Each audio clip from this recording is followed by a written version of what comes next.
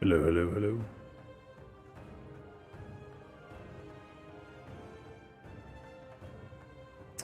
All right.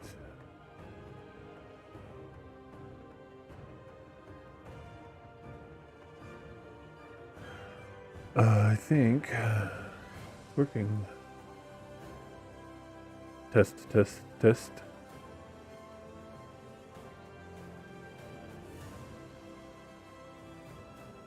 Testing, testing.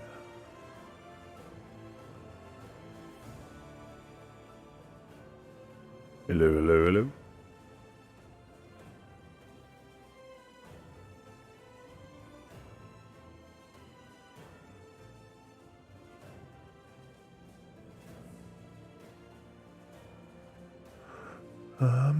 Okay, let me double check here.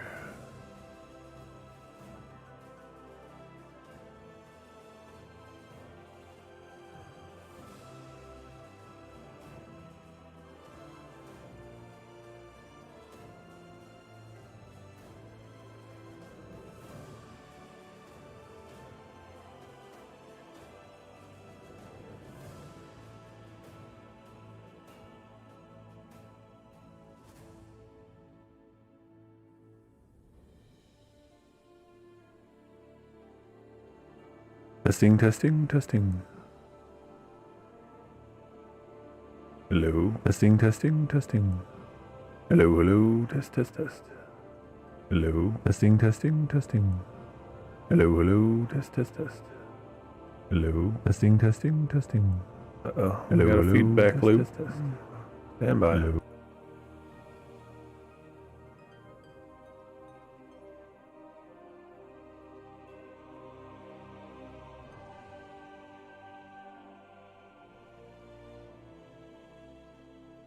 All right. Let's try that again. Let's see if we get a feedback loop.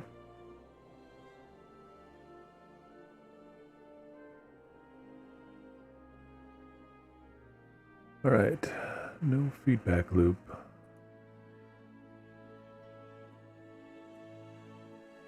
It is coming through a bit loud, so let me turn that down and see how it sounds.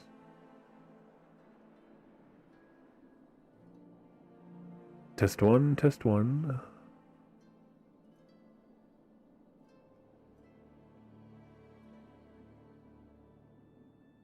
Weird. Still kind of sounds loud. I turned it down though.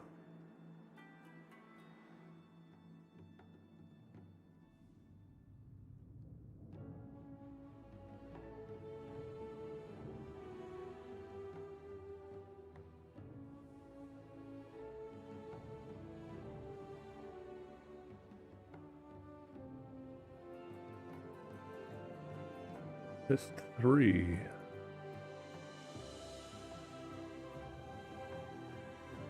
Alright, I think I got it fixed.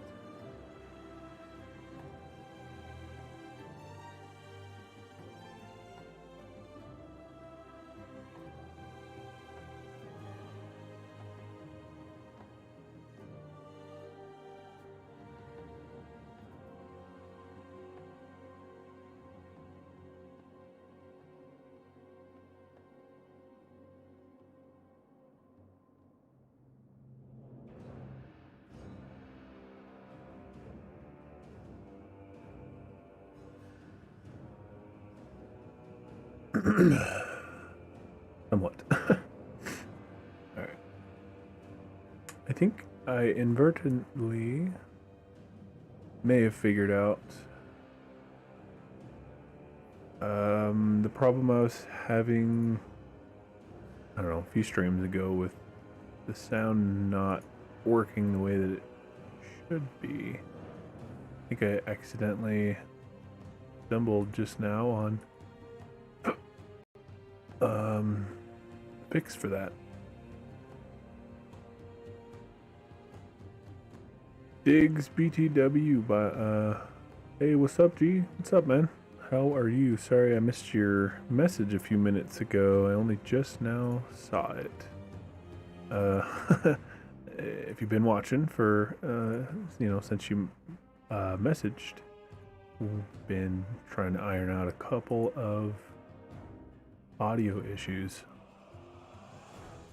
we are gonna get up to no good in some World of Warcraft again. Quickly check my mail and my hunter real fast.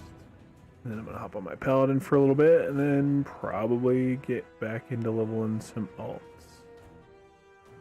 I'll figure out which one I want to level when I get to that point.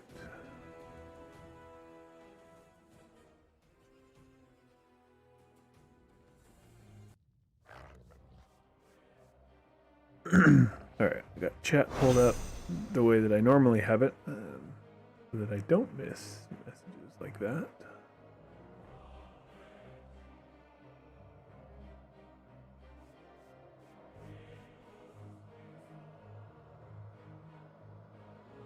Double checking everything real quick.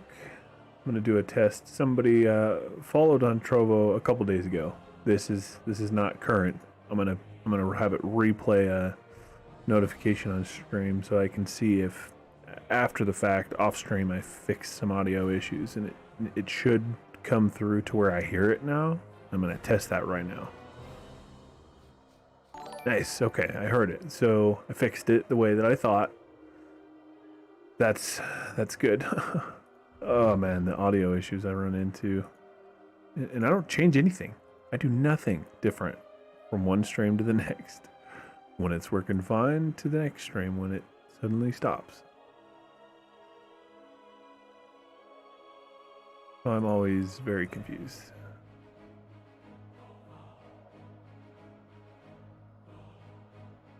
Let me make sure. I have the stream feed pulled up on a tablet. It sits in front of me, so that way I can, you know, the idea. I don't know. I'm not always great at actually catching it, but the idea is that it will help me catch if there is an issue on the stream for whatever reason.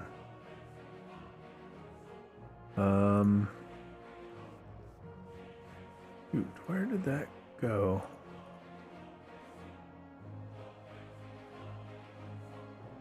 Good old World of Warcraft's epic music. Freaking love it.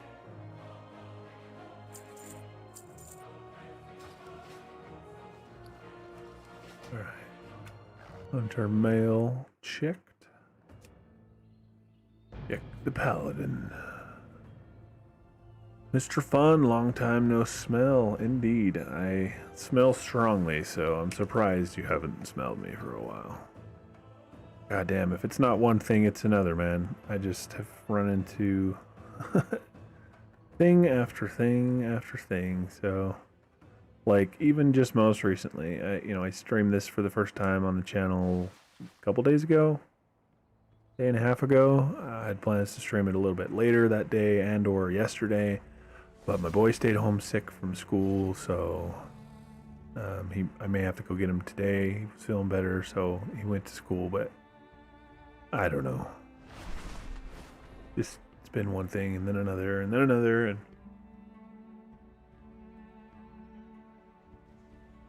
so it has been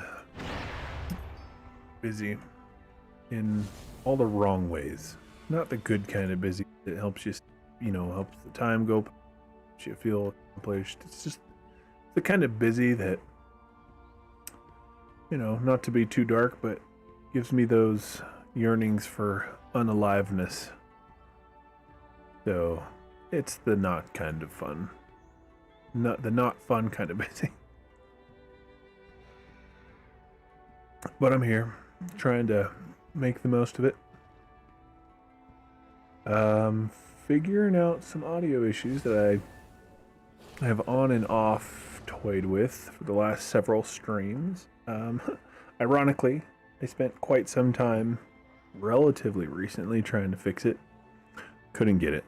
And I think I accidentally fixed it this morning when my audio wasn't working when I first fired up the stream, and I wasn't hearing my volume levels during my test. Then I think I fixed it, which I realized Fixed my other issue, I think.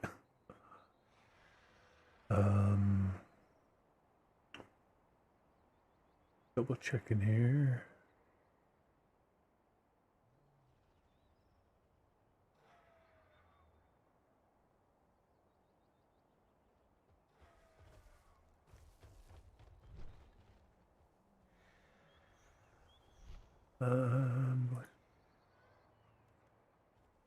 Okay.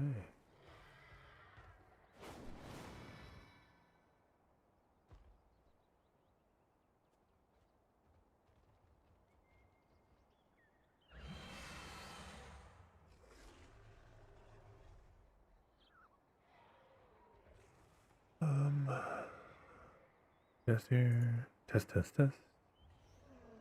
Do a volume test. Let me see.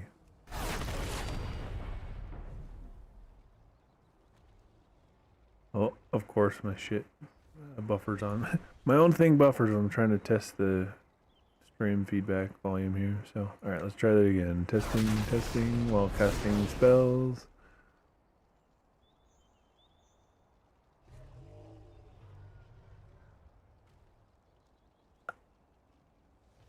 No, I just have to wait to hear it.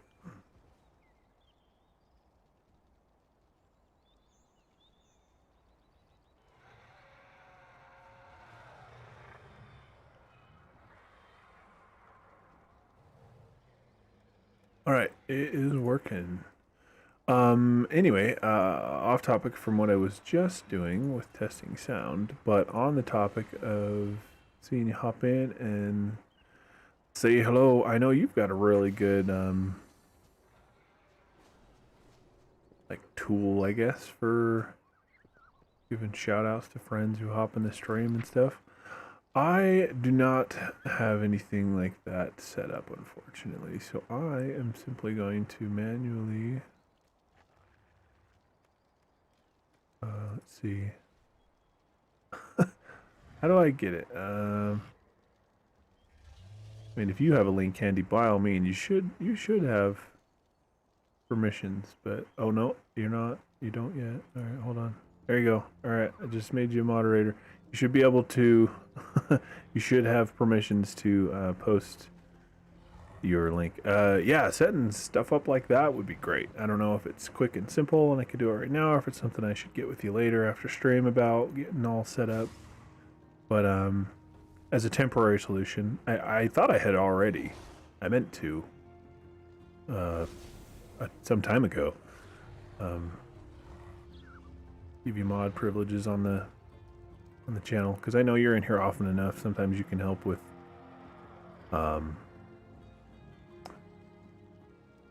people being nice. Oh yeah, is that something built in that I have just entirely missed, or is that something fancy you've been able to do specifically for your stuff?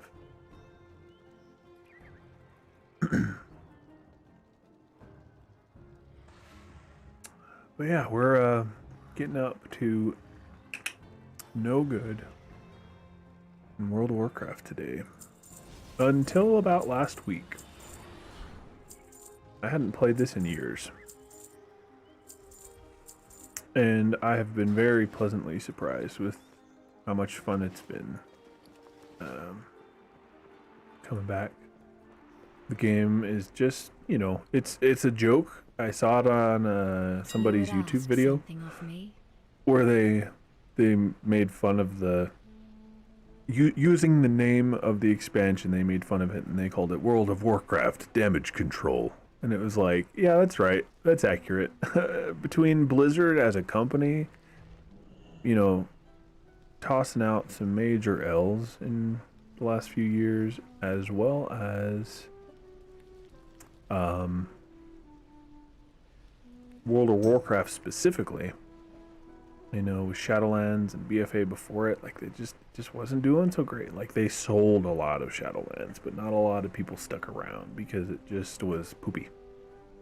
Myself included. Played a little bit of Shadowlands, stopped playing, hadn't played for a couple years at least. But got back into it recently and have been having a lot of fun. 349. Oh, I'm gonna sell this here pet. There is 4 of them. I can't even put that one in my little. I can't even use that one because I have too many.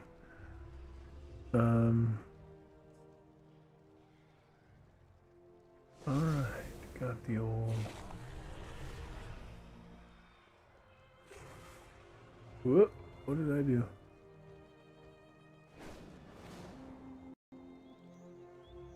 I'm hitting the wrong thing over here. Okay. Let's see what we are going to get up to on this character. And we go play an alt for a little.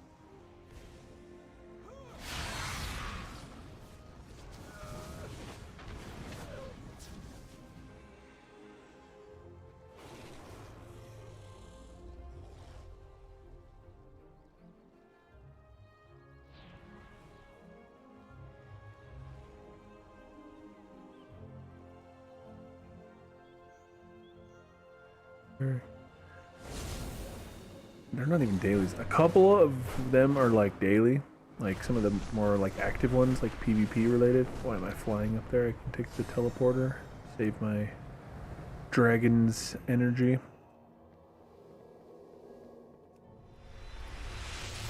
But yeah, nice. I'll have to look more into that. I just guess I've completely missed it. Obviously, where my main channel is on YouTube, I've not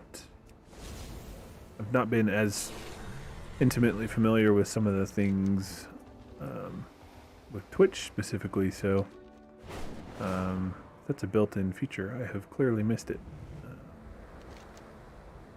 So yeah, I'm glad you got that figured out and sent. Yeah, anybody watching this and seeing the chat, it should come up on. Oh, I guess the announcement and shout out ones don't come up on the on-screen chat. But yeah, if you watch the VOD after the fact on Twitch or anything like that, it should show up in the chat replay. But yeah, head on over and toss Mr. Fun a follow. He recently got some new hardware, if I recall. How's that been working? I know you mentioned one of the days you got it. One of the days after having received it. I was watching your stream and you mentioned some issues. I forgot to ask since then if you had managed to square that away yet. Oh, what? I can set this? Oh, it's because it's before reset. I was like, I thought I had to do a daily to reset that net, but it's because it hasn't reset for the day yet. That makes sense. Okay. Well, other than like running, you know, some mythic dungeons or doing some raid finder, which I enjoy, I'm not opposed to doing. I'm just not necessarily in the mood for that right this moment. Other than doing that, not a lot to do on this character right at this moment. I mean, there's a lot to do. Like if I only had this one character or only wanted to play this one character, there's a lot of content. Like I could just run some dungeons. I could run some specifically mythic, which is, you know, a particularly lucrative challenge. Do raid finder. Yeah, there's obviously, you know, battlegrounds, particularly rated ones that will help like unlock things for the vault. There's all these daily quests. You can, you know, fly around and kill rares, especially if you hadn't killed them before. There's usually first time kill rewards, and then there's also like a chance for them to drop special things, so you can like farm them if you want. You know, typical, you know, the stereotypical things you can do in an MMO. But for me personally, what I often like to do is, I came over here to turn a key in and I don't have a key, so never mind. What I like to do is make sure all my important stuff on my character is done. Like checking to see if there's any, you know, good gear from world quests or this, I mean, I would do this, like, when I saw it was about to expire, I'd be like, oh shit, I gotta go do that right now. But I think there's a storm active, like, every hour a new one, like, it refreshes, like, dozens of times a day. Like, I think literally 2 dozen times. It's, so I'm not stressed about doing that one. You get one good, like, really good box for every time you do it in a day, and then, like, you can get follow-up, like, lower-end boxes. So yeah, I think I'm gonna hop on an alt and play that for a little while. Off stream because my boy was sick, so I didn't end up streaming because I was having to go intermittently to help him when he was sick. But I was playing my alt a little bit, leveled my hunter a smidge. Got a few levels on my hunter. I think we're gonna catch the Death Knight up. I actually played the Death Knight. I'm gonna check my mail. I thought I'd checked my mail on the Hunter. I'm gonna check it real quick and then hop on my Death Knight. Where my Death Knight's at is right where I left it as of when I last playing on stream on my Death Knight. So if you're watching from last time, it'll be right where I picked up. Yeah, I got a 42-inch AC monitor for Christmas, and then I got a 4090 MS issues resolved after some updates. Big issue right now is that I owe $5K on my credit card. Donations are welcome. Yeah, no freaking joke, man.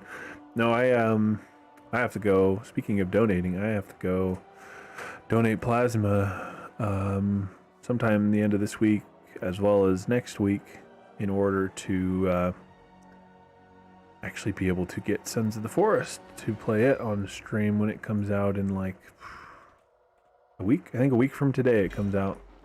So next week before it releases on what, Thursday? Yeah, next Thursday is when it comes out. So probably next Monday and Wednesday is when I'll probably go donate plasma so that I can even afford to buy the forest and play that on stream. So I feel your pain, my brother. The worst part is I have had a very generous individual hop in my chat and sent some money via super chat, but it took 3 months, 2.5 or 3 months for YouTube to finally send it to me, and they kept more than half of it. So yeah, moving forward, just for information's sake, if anyone's ever interested in donating, don't do it through YouTube. Don't give them half the money for doing zero amount of the work. I can understand them taking a big cut of ad revenue because they do all the work. All I have to do is say, yep, I'm okay with you playing ads on my videos. And they do all the rest. They do all the negotiating and all the like legwork, quote unquote. And all I gotta do is upload a video and I get a share of the ad revenue. Like, that makes perfect sense. But when someone directly in my own chat sends me money, that costs YouTube pennies, if that, for that message to be sent. They're not even the ones who do the payment processing. Like, that's done through whatever card provider someone uses as the payment method, maybe PayPal, you know, and even at that, on an egregious level, the most they would take would be like 10%, and YouTube keeps like 60% or something fucking stupid. I don't know exactly what it is, but they do not deserve that much from something like a direct donation via chat. So yeah, don't do super chats.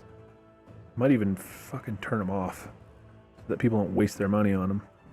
I know in Linus Tech Tips on their WAN show, they do something they call March messages, and they say the exact same thing. They say, spend something on a more direct like investment, for lack of a better way to look at it. Get something from the store rather than giving a huge chunk to either YouTube or Twitch or whatever. And so it's like, it's frustrating. Anyway, the point I was getting at was that somebody had donated fairly recently, you know, relatively speaking, but it took YouTube to send it, and they kept a massive chunk of it. So yeah, moving forward, not a good idea.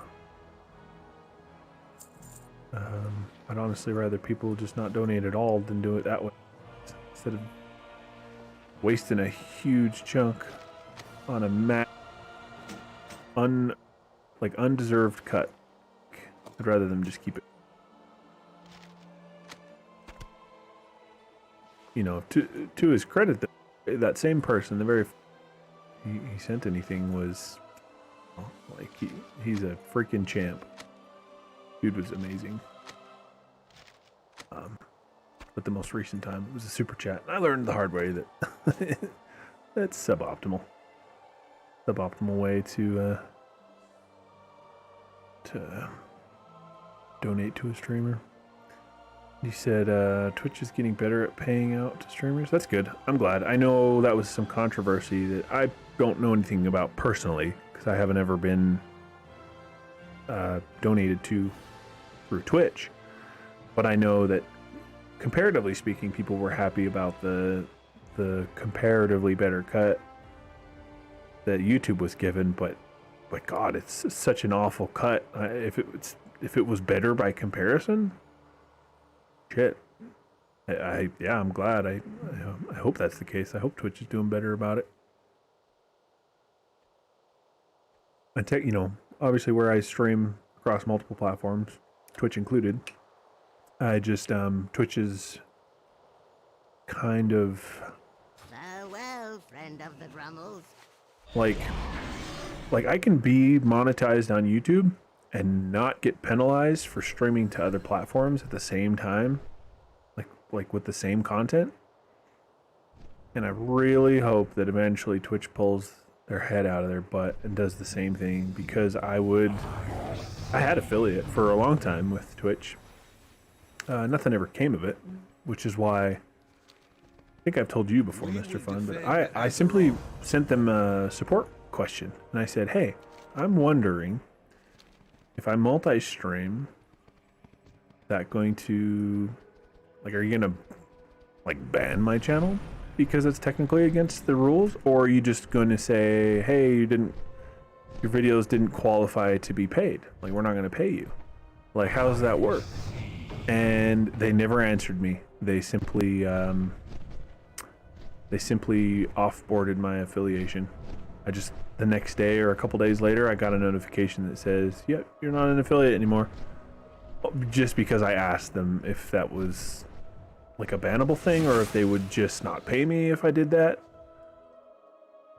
Like garbage. But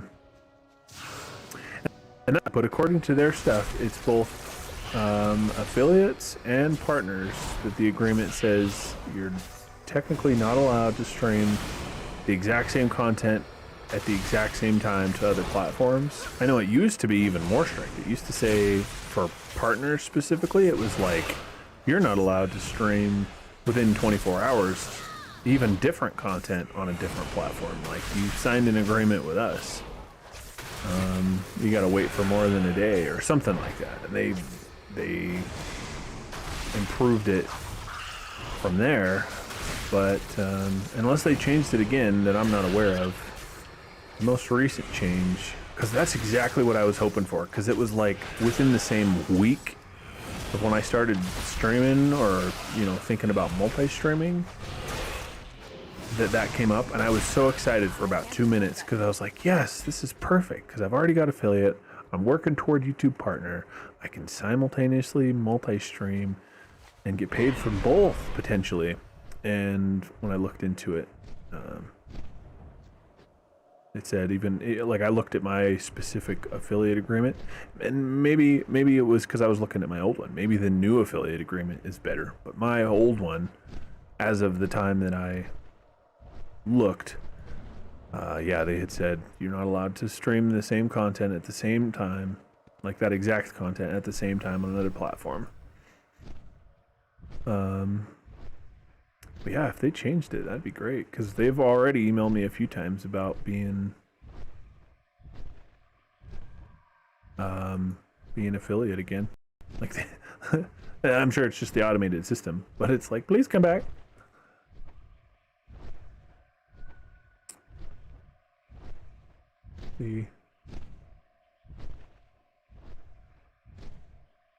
which clarified that it doesn't allow simulcasting on web-based Twitch-like services that support streaming for extended periods of time, such as YouTube or Facebook, because it believes that engaging with two streams at once can lead to a suboptimal experience for viewers.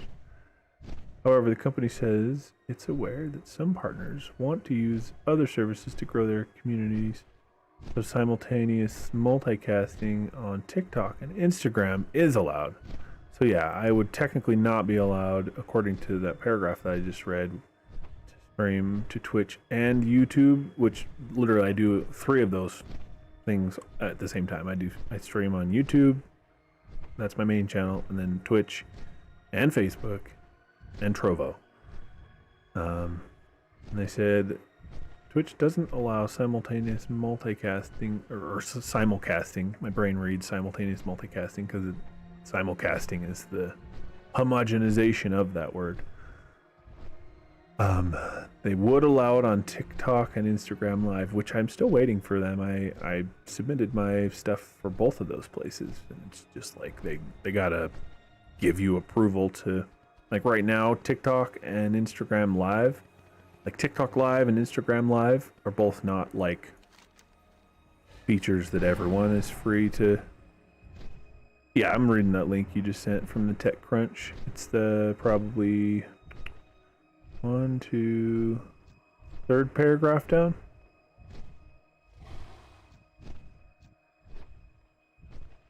And maybe there's more further down. I'll keep reading. Twitch explains the change applies to the vast majority of partners.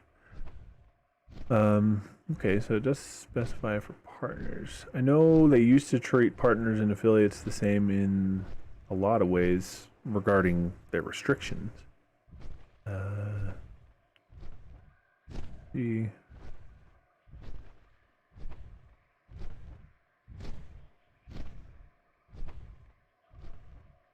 Yeah, there's been that last paragraph is very, very true.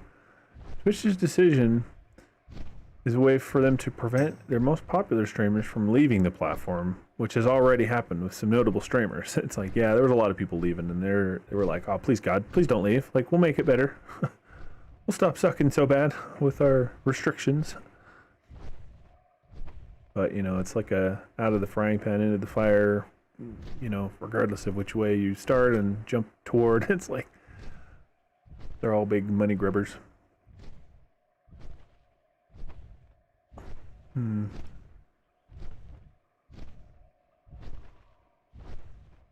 Yeah, I don't see. I mean, technically the way that it's worded, it does specify for partners. So I know as of last, I know as of when I last read it, it was, they treated partners and affiliates the same in that.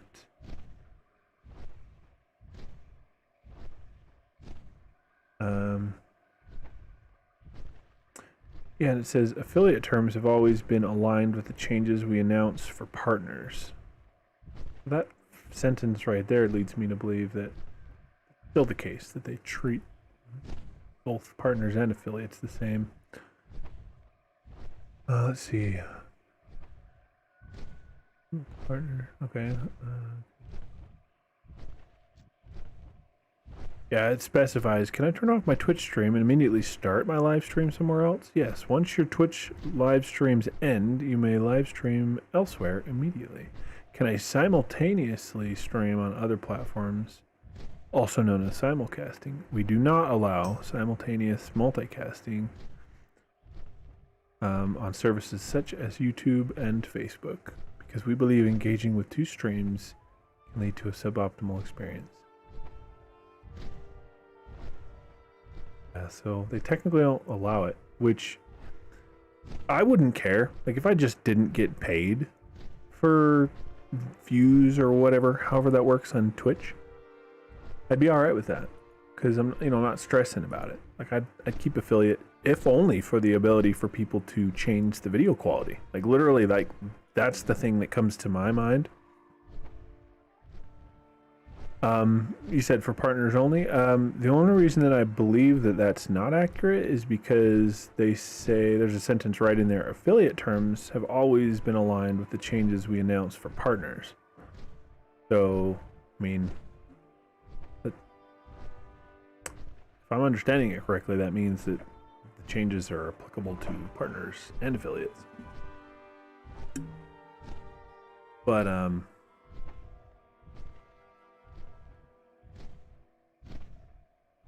yeah, and then at the top it says partners and affiliates can create content on other platforms. That's like the leading paragraph, and then like question style topics of each paragraph below that is where they outline like they technically don't allow simulcasting.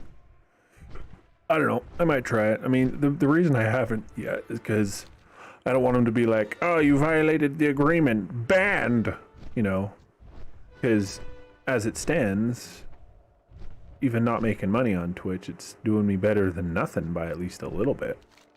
You know, I mean, I'm not personally concerned about the monetary aspect of it. I would like the convenient and like the convenience and polish of some of the affiliate like functionality. Like that would be nice. And if it just meant if all they did would be like, hey, like you don't qualify for earning anything because you broke the agreement, that's fine. My worry, you know, maybe I'm just being overly concerned about it, but my worry would be that they'd be like, your channel's banned. Then I'm like, well, it was as a non-affiliate, not being banned. But you know, I've considered just accepting their like they've sent me an email and notifications on my dashboard multiple times already. I've got like multiple notifications that they are wanting me to come back to being an affiliate. Again, I'm almost certain that that's just automated. I don't think there's anybody who's personally trying to get me to come back. But you know, so I've thought about accepting that request that they had sent and just seeing what happens.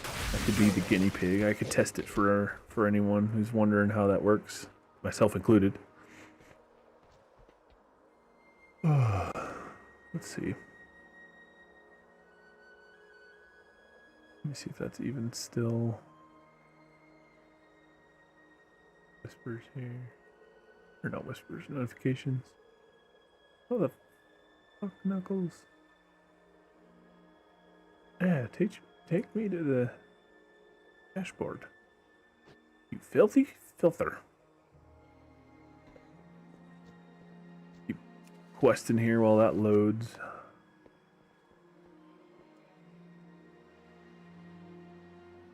Dashboard.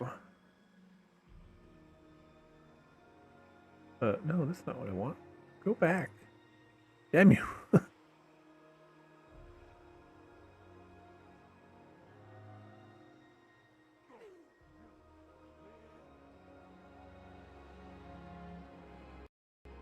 Alright.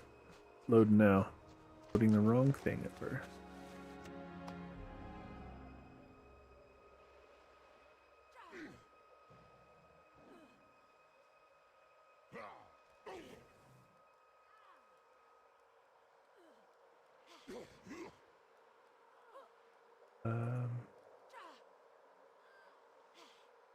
Oh, this like days ago. I can't remember where the hell I saw it, so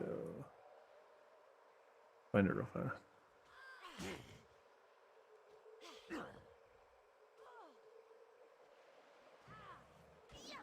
Yeah, Sons of the Forest comes out next week. I'm excited. I'm excited.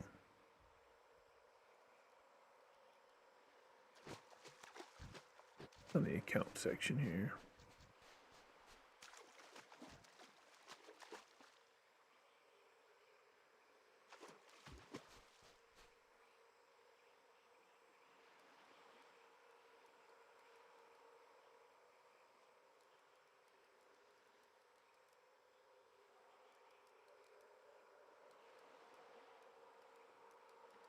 Driving me nuts. I literally just saw it.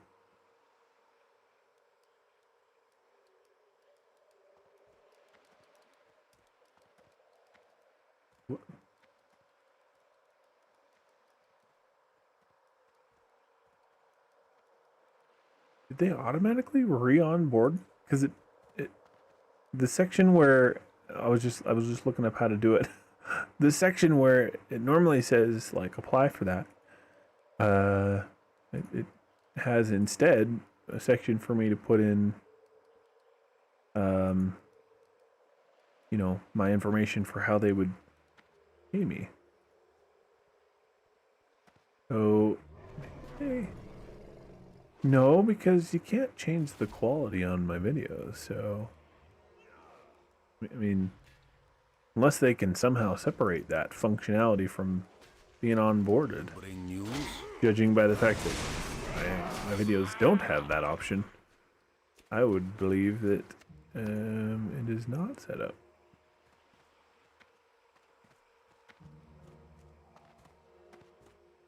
Check this real quick. I'm curious now that we're talking about it. Now it's on my mind. And like I said before, just a moment ago, I will go ahead and be the guinea pig in this test. I will see what they say or do.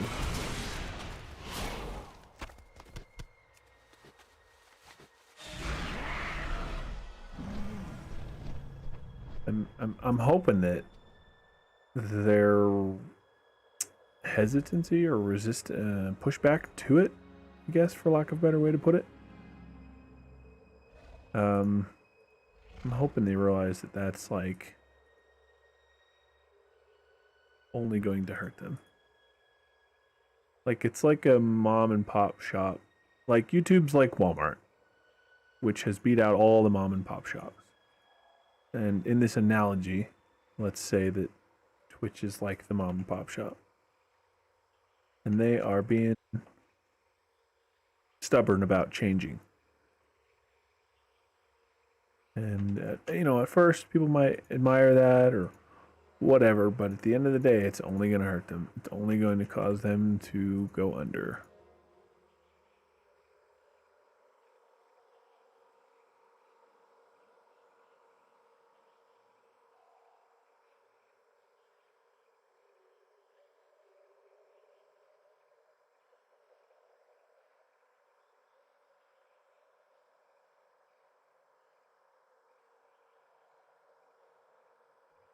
If they keep their old policies. Sorry, I'm not great at typing and talking at the same time, so I paused mid sentence there. Shit, where is my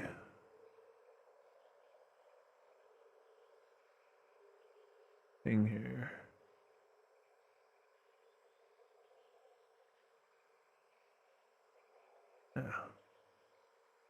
Apologize for the little delay here, but like I said, I'm gonna be all y'all's guinea pig. We're gonna find out today. Well, I mean, not today. We're gonna start the process to eventually be able to find out today. Starting that process today.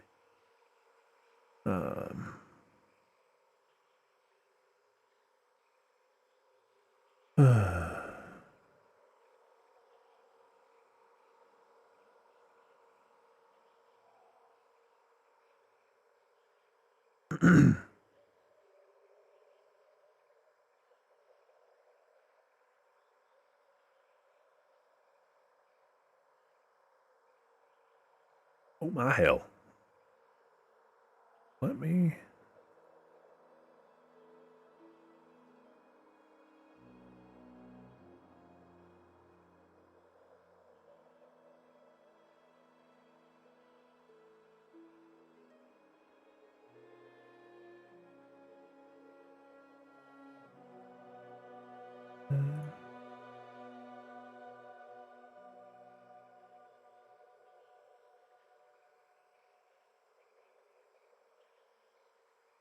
Goodness. So many buttons. There's so many buttons. Ah, they're just having me click a million things.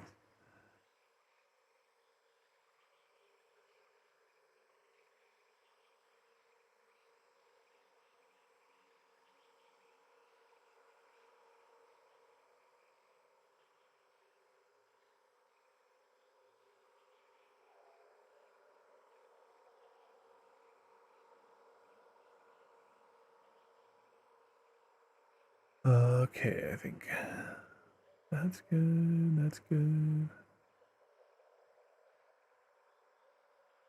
Right.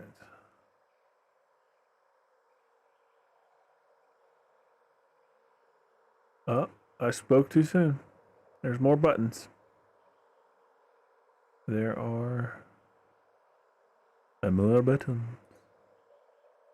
There's more buttons. There's more buttons. All the buttons to click.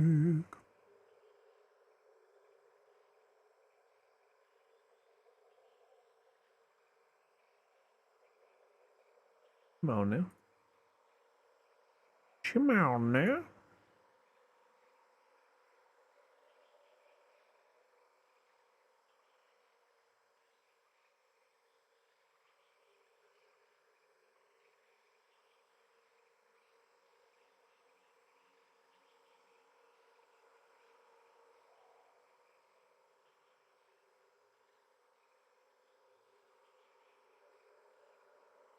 So, yeah, when I get this set up, we'll see if they send me notifications saying, hey, dude, bro, that's against the agreement.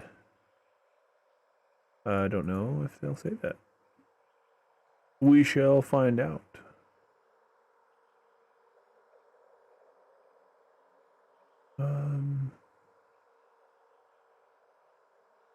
Right, hey, dude, bro. Shenanigans. Yes, all of the shenanigans. That's all I can do. That's all I'm good at. That's all I know how to do. That's all I'm familiar with. Shenanigans. That's it. You know me well enough to know. You know. You know. How the hell do I find... Oh, there it is. Okay.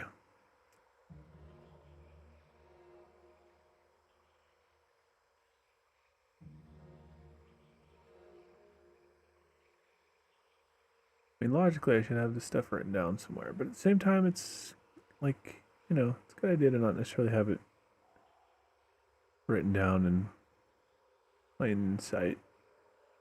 So, having to go through my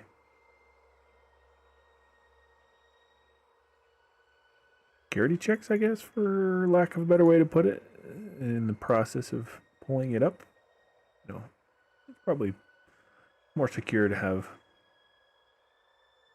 it done the way I have. Onboarding is complete again, because I've been onboarded with affiliate before. Welcome to the Twitch affiliate program. Again, welcome back. Okay, alright. Well, we're going to find out if... Hold on. There's more buttons for me to click.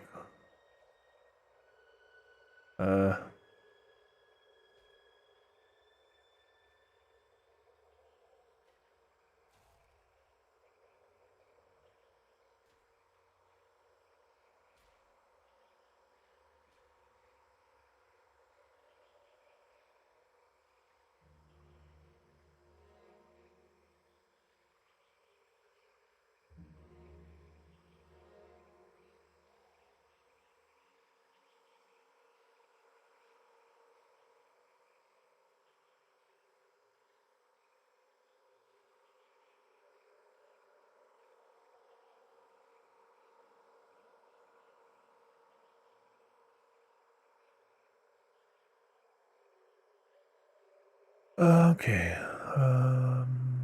Checkbox. Yes, no, that's all fine. Yes, you've done well. You've done well.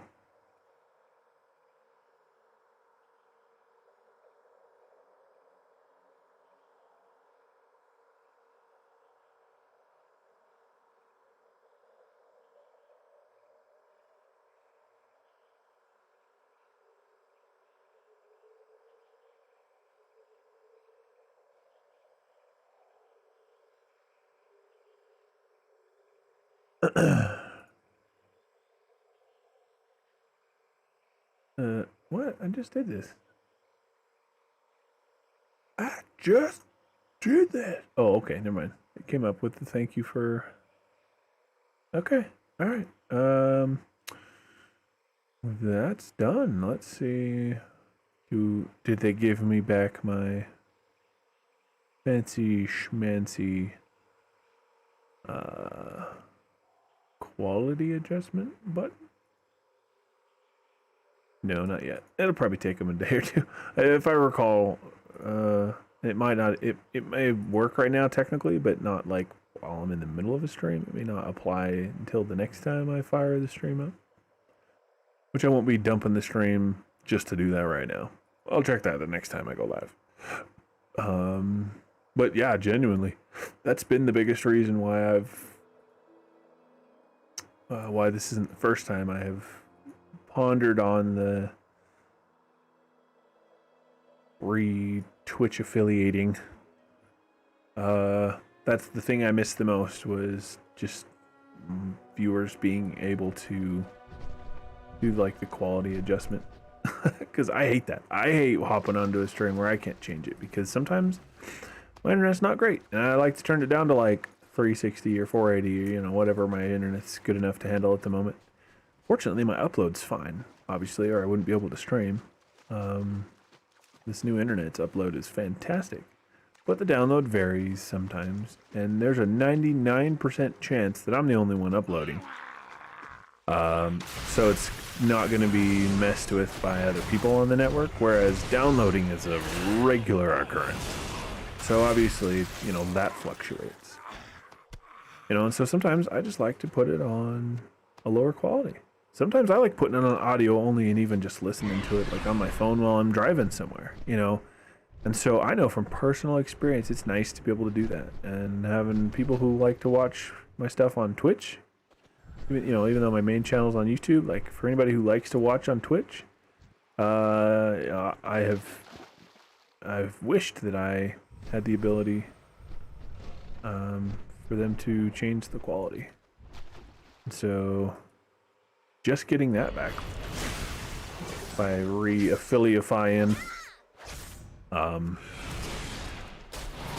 even just that's worth it to me. Piss off, giant psycho fucking crazy fish. I mean, to be fair, I did attack him, but gotta get them sweet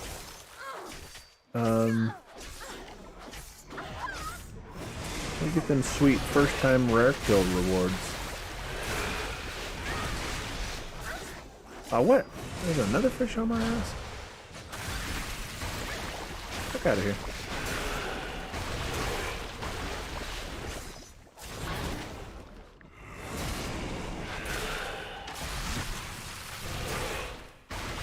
Good old death night. Good old deathly night. My first max level character, like in the expansion that, like, they were relevant, was my Death Knight. Not this one, obviously, but, I mentioned it on stream the other day when I streamed a little World of Warcraft. I don't know if you were hanging out in chat that day, Mr. Fun, but long story short, the reason it's been years since I've played this is just, tough memories in this game. My ex and I met on World of Warcraft, and I've got 26 characters. 14 on one server, 12 on another in that same battle group. One was our Alliance characters, one was our Horde characters. Anyway, obviously, I don't play on any of those characters on either of those servers, because it's just, I needed the disconnect of starting fresh on a new server, and so here I am, starting over. But this is perfect expansion to do it, because this expansion is insanely all friendly. I mean, I've been playing for like almost exactly 2 weeks now, like give or take a day. And here in a moment, when I'm done fighting this Void Monger, I'll show you what I'm talking about. I've always hated Death Knights, you said? Yeah, I mean, they've definitely not been my favorite. I loved them at the time I first made one, but Oh, there's just a random ass mailbox here. This MMO is so many different classes and various specs within that class. I have definitely loved them more at times than at other times. For me, they hold a special place because of nostalgia, if no other reason. But I also personally do pretty thoroughly enjoy the way that they play. But yeah, they're, you know, my classes that I'm not necessarily a huge fan of, or like, and it's not even because I dislike them, I just don't strongly connect with them. It's like Mage and Warlock, and there's other people who absolutely love them and freaking rock at them. I kind of suck at them, which is probably part of the reason I'm, I don't have a ton of fun on them. So I don't connect as strongly with them. What's like your main? Do you have a main in WoW, or do you kind of cycle between a few you like a lot, or?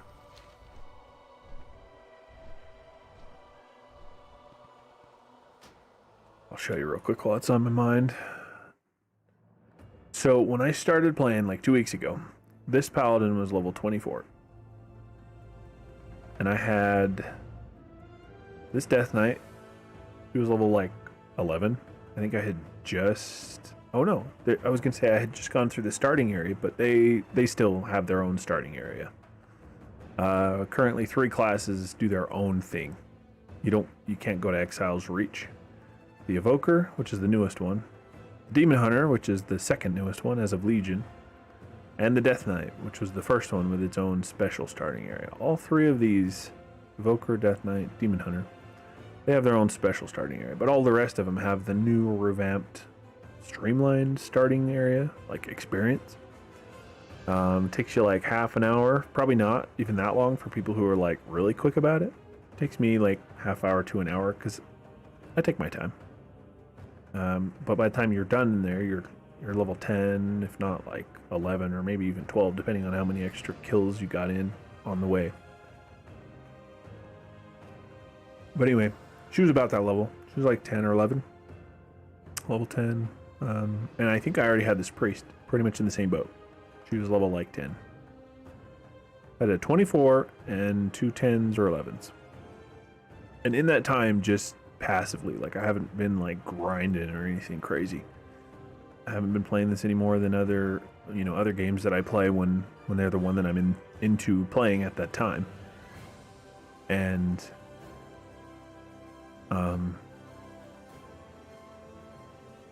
yeah, here I am with my paladin at max level, my warriors at max level.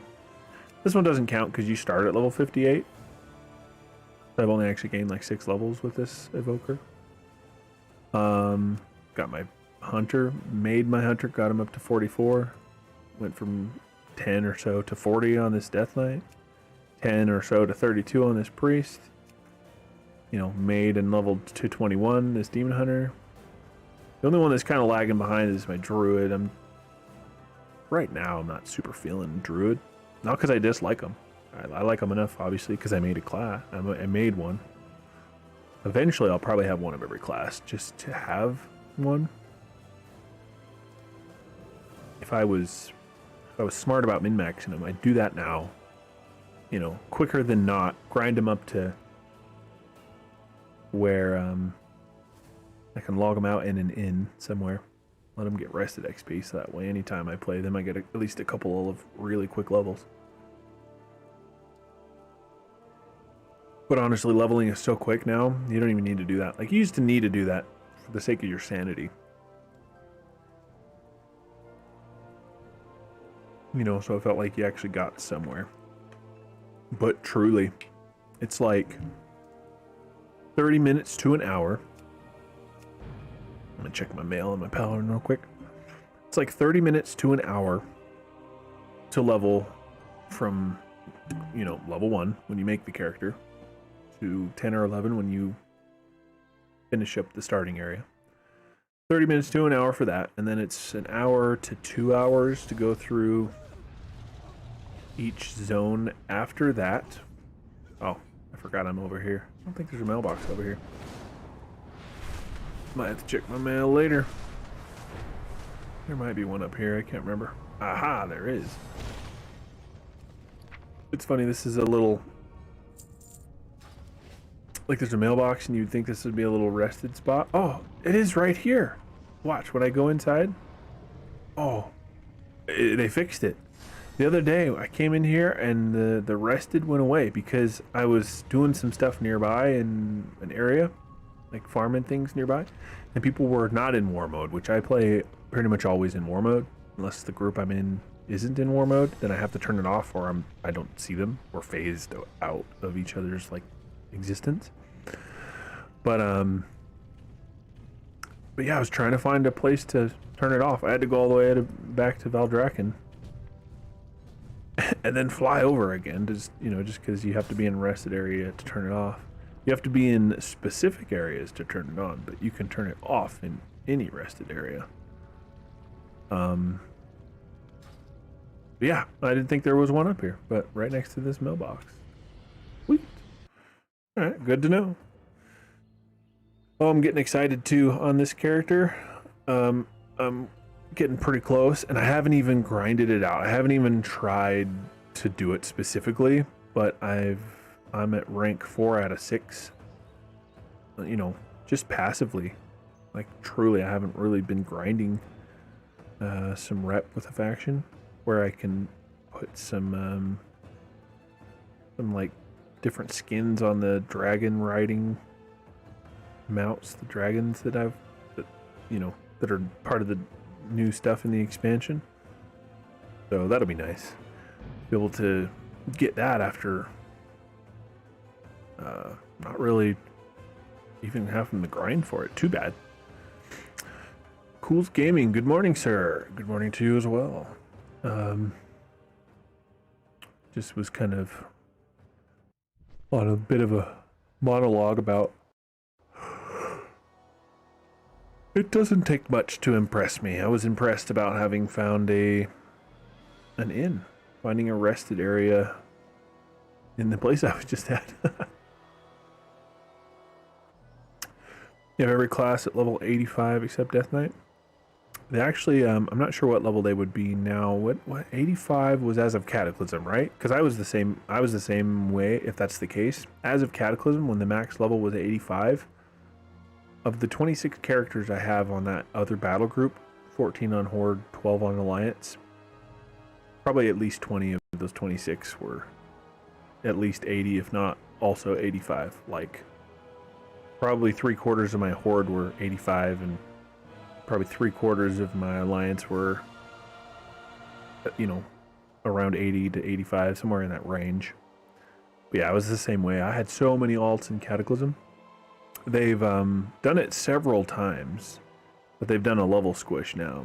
The max level is 70. Once you, in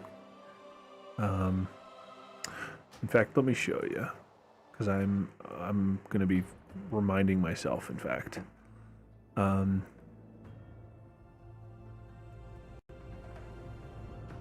on Daggerspine, yeah, the previous max level, whatever it was in Shadowlands, becomes the new 60.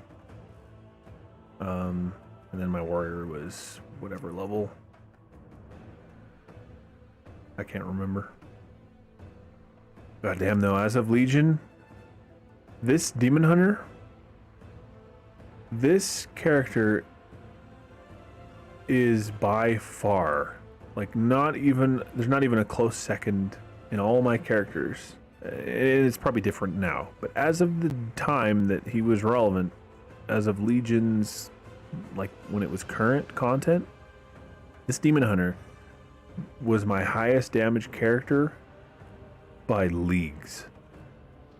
I am not exaggerating when I tell you that in Legion, I was doing anywhere from 75 to 95% of my entire group's damage by myself as a Demon Hunter in trash pulls. I was only average on single target boss stuff. I was often first, but I was also often second, sometimes even third, depending on who was in the group. depending on how fast they were kicking.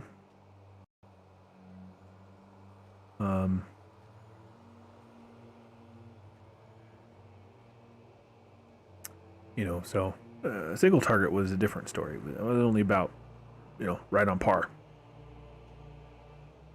But demon hunters were gods at AoE. Like, we'd pull an entire room.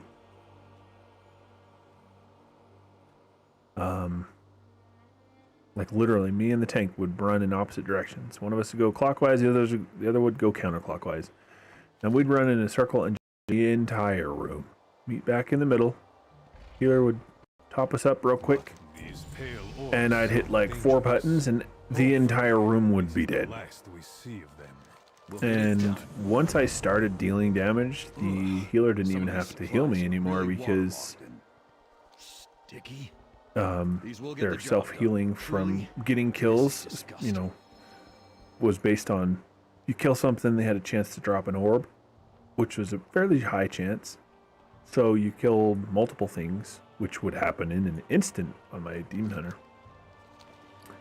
And there was an almost guarantee that you were going to get one of those orbs. There's a pretty high chance. And if you kill multiple things, it was all but guaranteed. And it also empowered me because specifically with demon hunters, when they kill a demon, specifically, those orbs that drop also give you 20% more damage if it was a demon that you killed. So it was just insane. It was ridiculous. Like, I would just kill everything so quickly on my demon hunter. And I mean, it was just just headed out to Moonflower Valley. She is quite eager to I had explore 75 to 95% of the damage of my whole team just by myself in AoE pulls. So we would get to the boss really quickly. Like, the fact that I didn't do a crazy amount of single target damage was more than made up for in the fact that our entire run was like less than half of what it would otherwise have been, because we'd spend longer killing the boss than we would killing the trash leading up to the boss.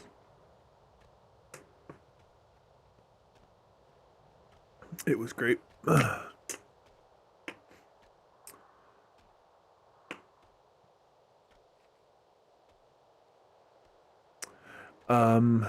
Cools Gaming says it was 60 was max. So as of Shadowlands, I thought they did another level squish for Dragonflight, but I guess not. Maybe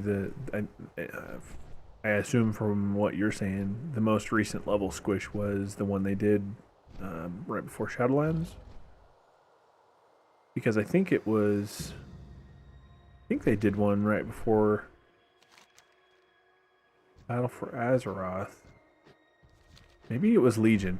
I can't remember. I know they've done it a couple times, at least. I just can't remember which times it was exactly that they did it. I'll probably do it again at some point. You know, the numbers get bloated and conflated, and it's kind of weird because it kind of makes it feel a little bit disconnecting from one expansion to the next, to have the level just suddenly be different.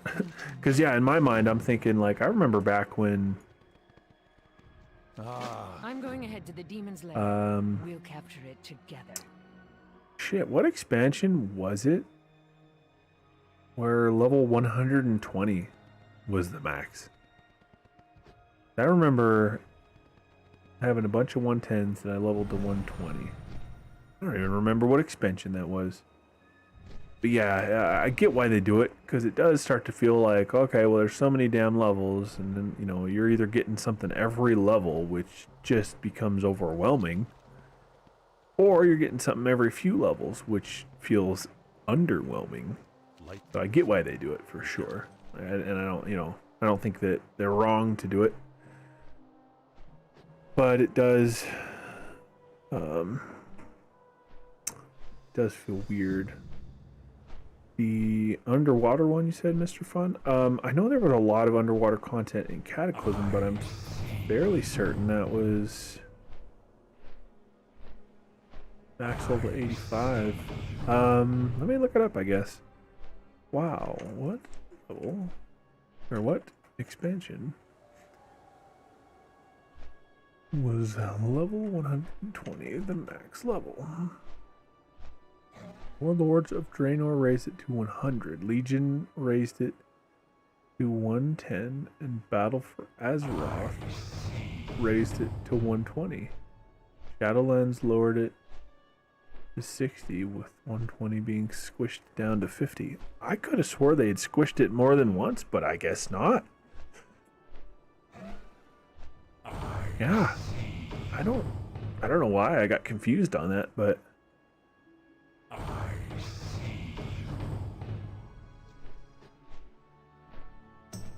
yeah, in Asuna, I remember that. There were so many underwater, like I literally, this mount right here, the subdued seahorse, was because of that expansion. Because moving underwater. And what's funny, I'm going to show you something real quick. I'm going to show you an almost back-to-back comparison. So here's flying. Here's the fastest flying. So I got the fastest old world flying. And then, you know, here's swimming. Let me see. It's much slower.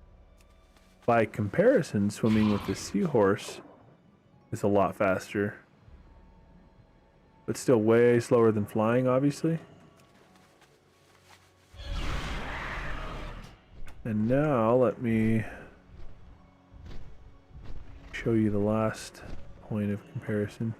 Because this blew my mind. For about 10 minutes, maybe like 15 or 20 minutes, when I started, I hated dragon flying because I sucked at it. I had no idea how to do it right. And I didn't understand how it worked exactly. So for like 10 minutes, I was like, this is stupid. I hate this. But the second that I got the hang of it, which happens really quickly, it's just different. Flying in WoW before dragon riding was literally just swimming in the air. It's all the more difficult it was.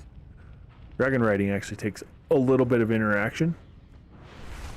But once I got it, it was like fucking... I hate regular flying now by comparison. So obviously I'm not in the exact same place with the exact same terrain. But this is just like normal speed. Like, you know, you have speed ups, like I can hit this button to go faster. But even without doing that, even without hitting that button to go faster, like, here's how much faster. Let me get some elevation so I don't crash in the ground here. Here's how much faster. It's fucking mind-blowing. Because you can go, you move at 310%. So, you know, obviously 100% is just running on the ground on foot. But you move 3.1 times faster when you have the fastest flying on a regular mount. With dragon riding, increases flight speed up to 830%. So it's closing in. It's just shy of 3 times quicker. The regular flying's 3 times quicker than running. This is like closing in on 3 times quicker than that. So it's like 9 times, it's almost 9 times faster than just running around on foot. And it feels great because the zones are huge. Like even with all that speed, it takes a little bit to get across the new continent. But it's way less time than it takes to get across stuff in the old world. Like they just designed the game with that faster speed in mind. Like the continent itself is larger. Like regular flying around the Dragon Isles would take forever. You know, I'm hoping eventually they add dragon riding to the old world, because like freaking dragon ride fly from clear up here in like Silver Moon, like Eversong, you know, that area down to freaking Stranglethorn would be crazy fun just to do it, just to like, you know, they have set themselves up, if they do it well, they have set themselves up for a boatload of basically free content. Because in the new stuff you can do like dragon riding races, and there's like points to explore and, you know, new things to find that, like, makes flying around fun.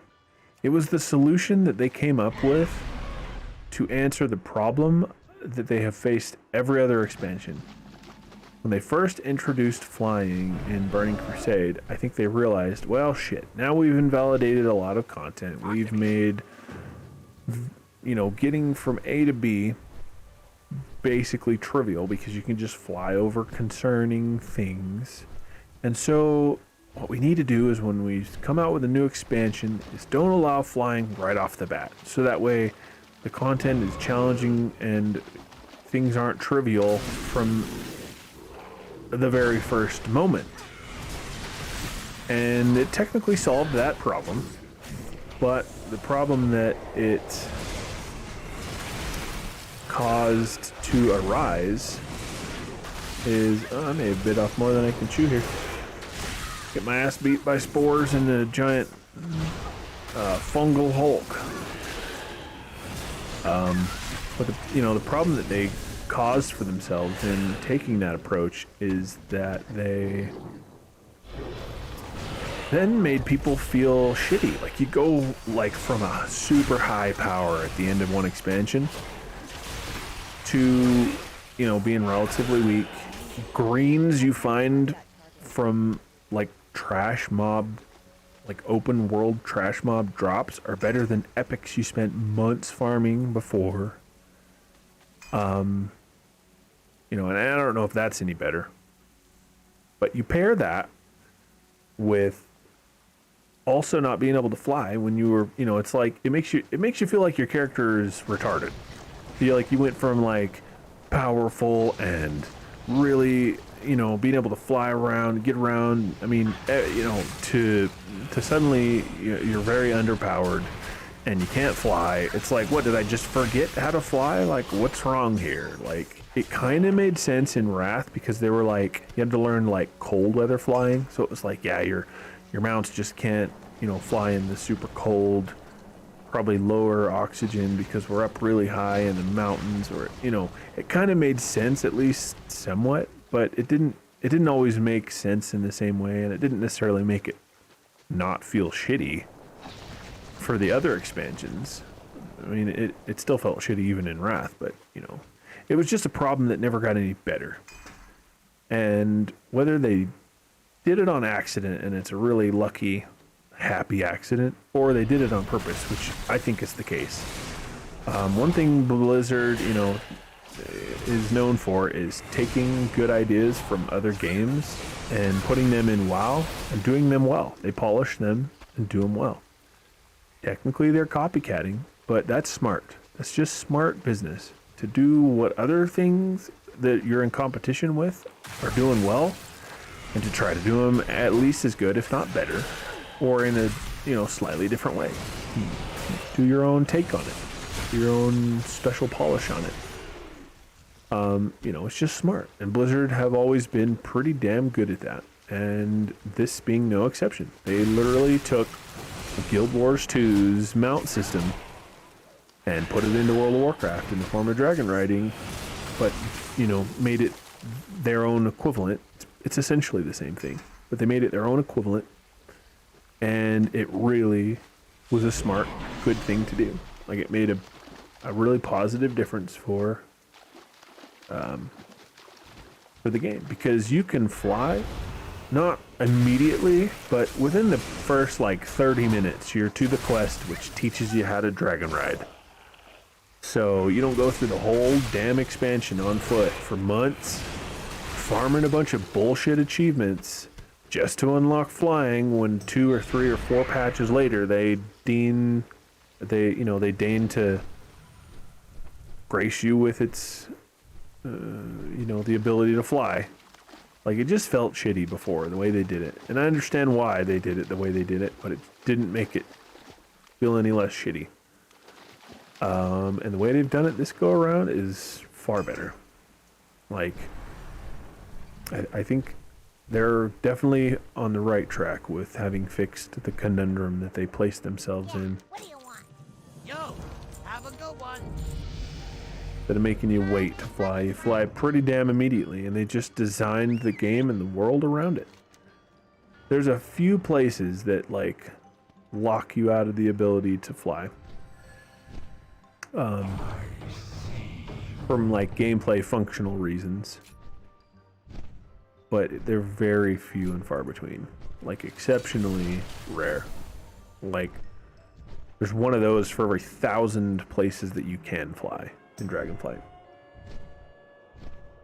But, yeah, you know, just, I mean, between being alt-friendly and having flying not feel like ass, like the lack thereof, I should specify, you know, which normally that's the case. You go into a new expansion, you can't fly, and it feels like shit. It makes you feel like you're like an idiot somehow from one expansion to the next, because your gear that you spent forever farming is useless, and you can't fly. You just, you know, I mean, it's good from like a starting fresh perspective and feeling, but it feels shitty from all the other perspectives.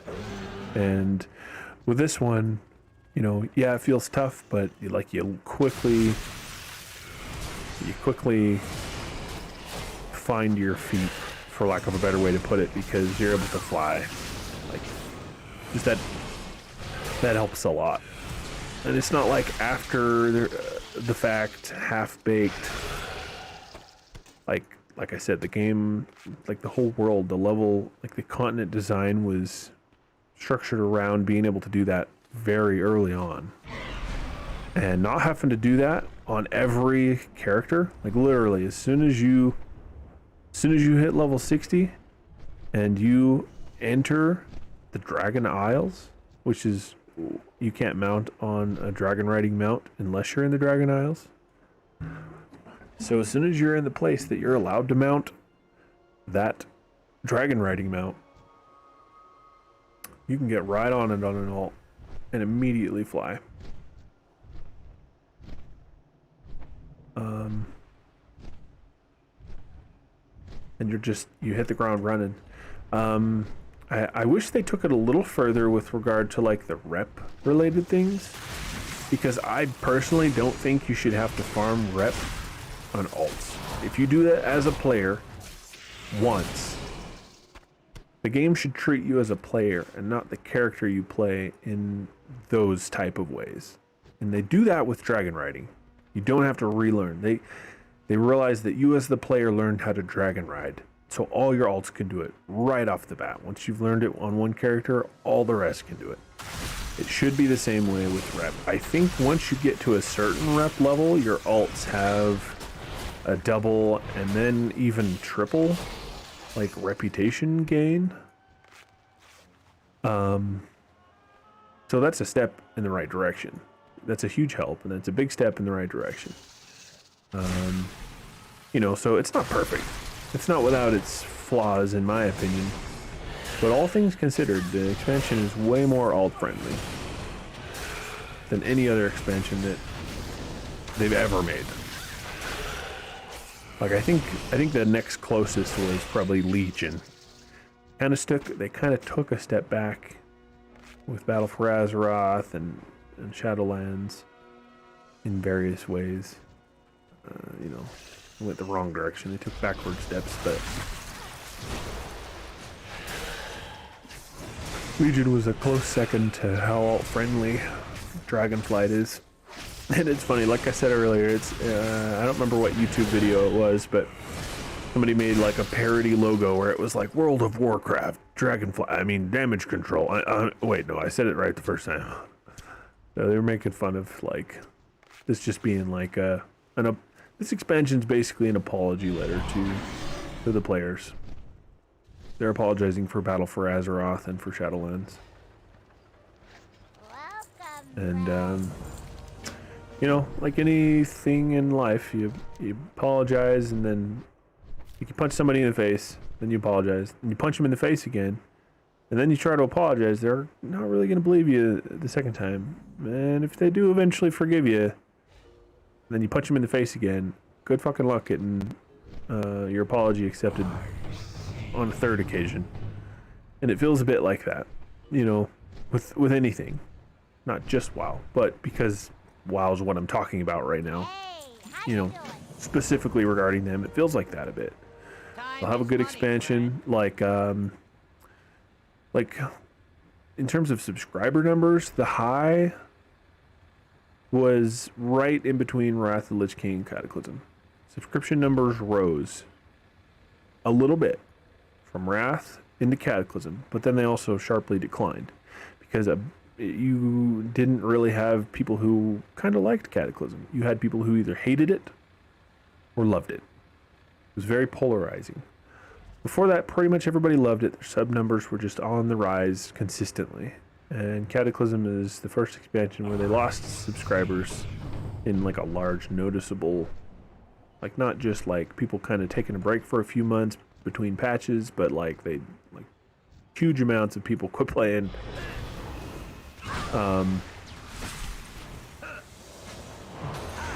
And oh, yeah, I definitely bit off more than I can chew here. I don't know what I was thinking. I don't need to try to kill this many anyway. I need to try to cure them. I do this on every character. I come in here and I just start wrecking these little goblin bros. And then I'm like, I'm sorry. Oh, wait, no, I'm not even on that step anyway. I'm an idiot. That's later. I'm on the wrong quest step. I've done this a few times recently, you can tell. I'm going off memory rather than following the quest. Yo. But anyway, you know, it's just been up and down since then. Like Mists of Pandaria was even worse than Cataclysm from a love it or hate it. Like they further lost subs. I mean, there's always a jump with a new expansion, even a bad one. So I'm fairly certain, just because I think that's always the case, that sub count rises. And so I'm sure it rose for Mists of Pandaria, but it, yet again, sharply declined. So it was just like polarizing expansion after polarizing expansion. And Warlords of Draenor was the same way. Lots of people were kind of excited about it, and then they hated it because there was a lot of shit. The only one that was kind of a large, like the consensus was that it was a W after numerous L's, was Legion. And so it was like, we went from a high where everything was great, and they punched us in the face with Cataclysm and Mists of Pandaria and Warlords of Draenor. They just kept punching us in the face. And then they were like, I'm sorry, here's Legion. And it was great. We accepted their apology, you know, many of us. And then they started punching us in the face again with Battle for Azeroth and Shadowlands. It was like, hold the fucking phone. You said you were sorry, but now we don't believe it. And so this is it's several months after it came out. You know, even as interested as I've been in playing this, it still took me months to finally actually do it. And even with as much fun as I've been having in the game since coming back to it, you know, still cautiously optimistic. Because I've been punched in the face a few times now. So I'm wary of the fact that they may punch me in the face again in whatever expansion comes after this. My slight amount of solace comes in the form of they have set themselves up for, you know, a lot of potential success. If they tweak the old world, not in the same way they did with Cataclysm, because I think that was part of the problem.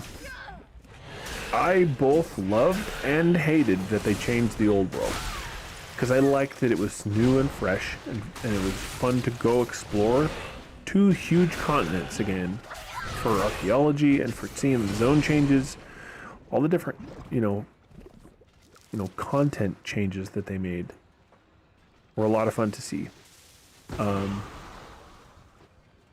But I also really miss the old content. So it was very bittersweet for me personally. And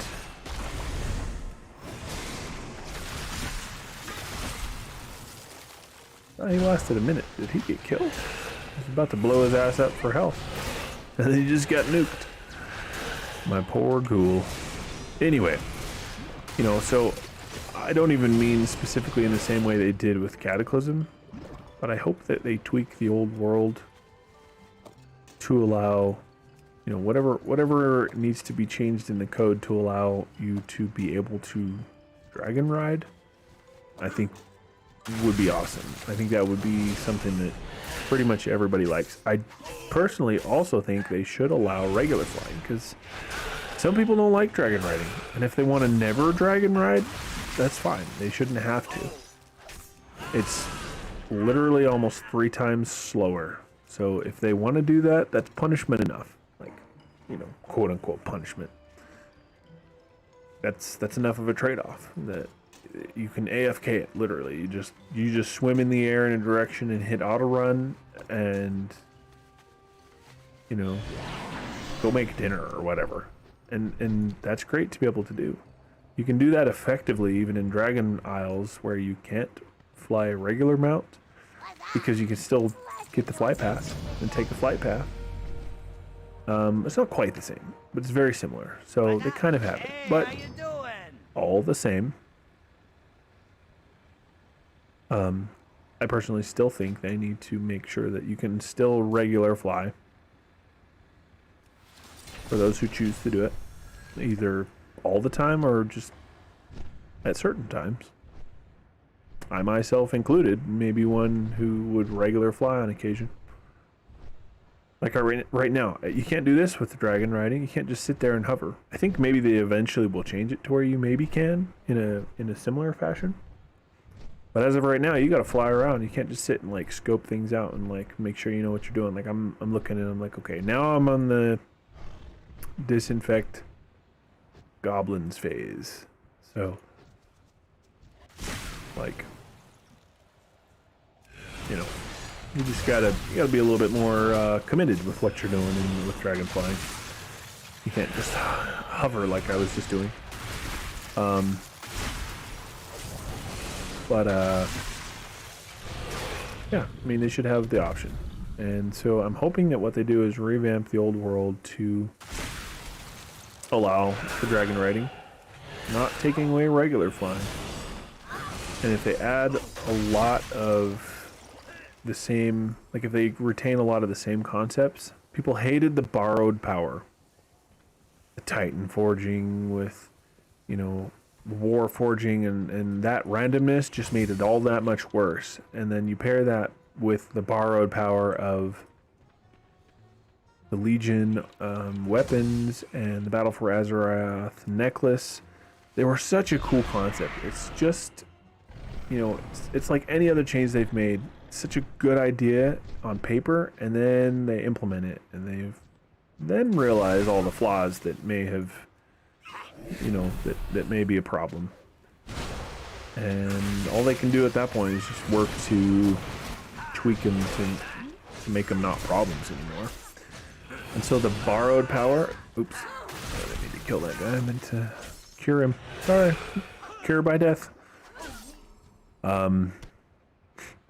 You know, there's such a cool idea, awesome idea to think that your weapon like leveled with you, like not just like heirlooms, like as you're getting to max level, but like your weapon itself at max level can be like further empowered and leveled with you. Like I personally loved that about Legion.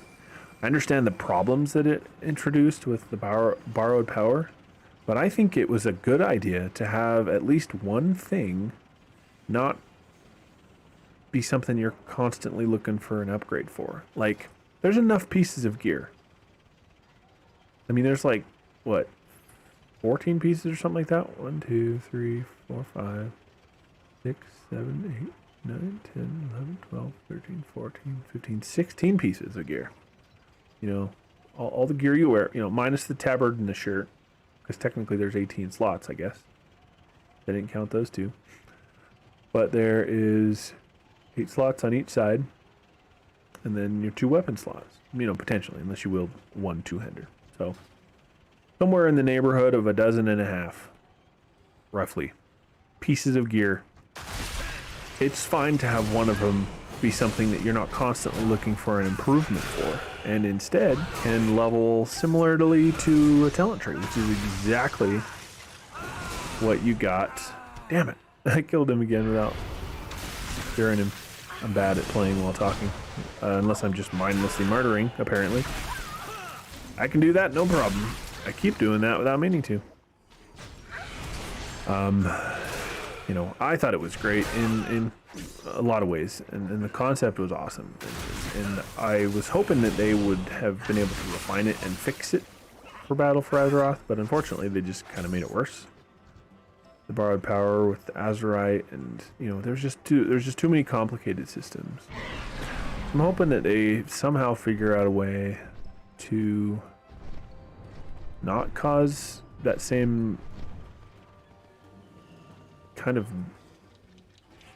problem, I guess, for lack of a better way to put it, with the stuff they introduced in Dragonflight. But I mean, all things considered, they didn't really do anything this go around that's super like risky,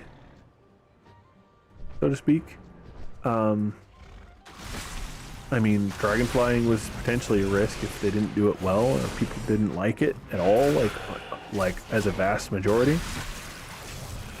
But almost everybody likes it. At the absolute least, they don't hate it. Like, it wasn't like they didn't freaking trip on their face in terms of, you know, that feature and fail and, you know, completely. They, you know, it's largely been a great success. Like, most people really like dragonflying. Most people really like how alt-friendly the expansion is. If they keep the same level and try to take it even further with whatever next expansion, and that's something I don't envy them. I don't envy them having to figure out where they're going to take the story from here, because I mean, I was honestly kind of baffled as to where they were going to go with everything as of Legion, because in a lot of ways, Legion was like the spiritual successor to Burning Crusade. You know, a lot of the shit that you began, specifically the story elements, a lot of the stuff that began in Burning Crusade came to its conclusion in Legion. And, you know, they tried to go big with Battle for Azeroth, and they tried to go even bigger in certain ways with Shadowlands. I mean, just the trailer for Shadowlands threw everybody for a loop. I mean, you see Sylvanas fighting the Lich King, which was a joke of a fight. They Mary Sued the shit out of her for that fight. There's no way in hell. I mean, she's a powerful badass, but she by herself wouldn't have just manhandled the Lich King like that. Maybe the Arthas Lich King, but definitely not the Bolvar Lich King. I mean, that dude would have fucking had her lunch and then had her for lunch. You know, so they Mary sued her for that, which was unfortunate. But the point they were trying to get at was what she was working toward, which for about 3 seconds you thought she was going to become the Lich King. She held the helmet right there in front of her in the same position that people do when they're going to put it on. You know, they did that on purpose. And then they showed her fucking tear the damn thing apart. Like, rage mode, rip it in half. And it was like, what? You know, plot twist. Holy fuck. What do you want?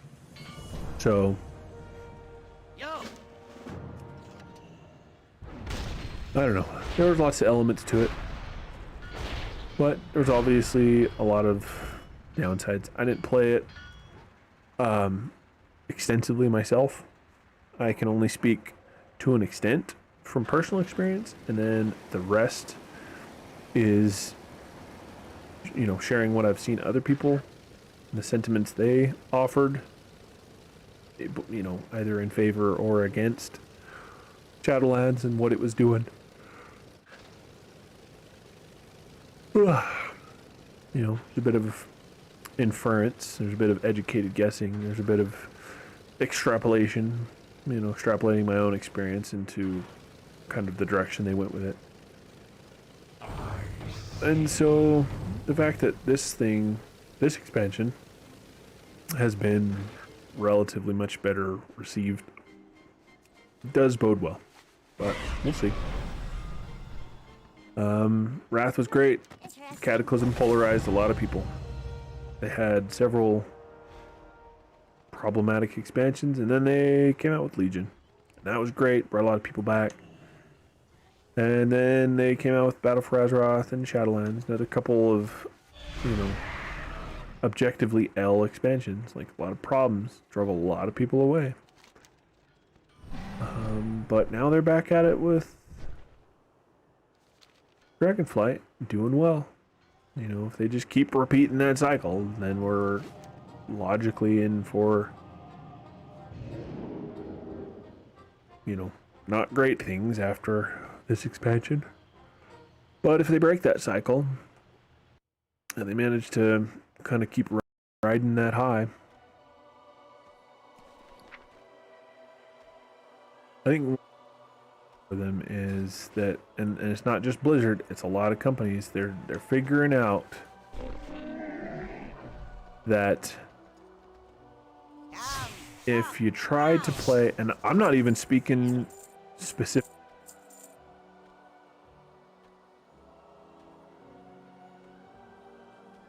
you lean, I think, agree that we don't want it in our games. Leave it out. We don't play for that.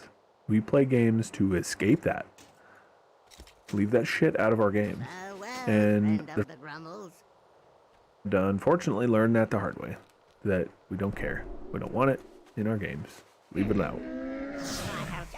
Or we'll leave ourselves out of your.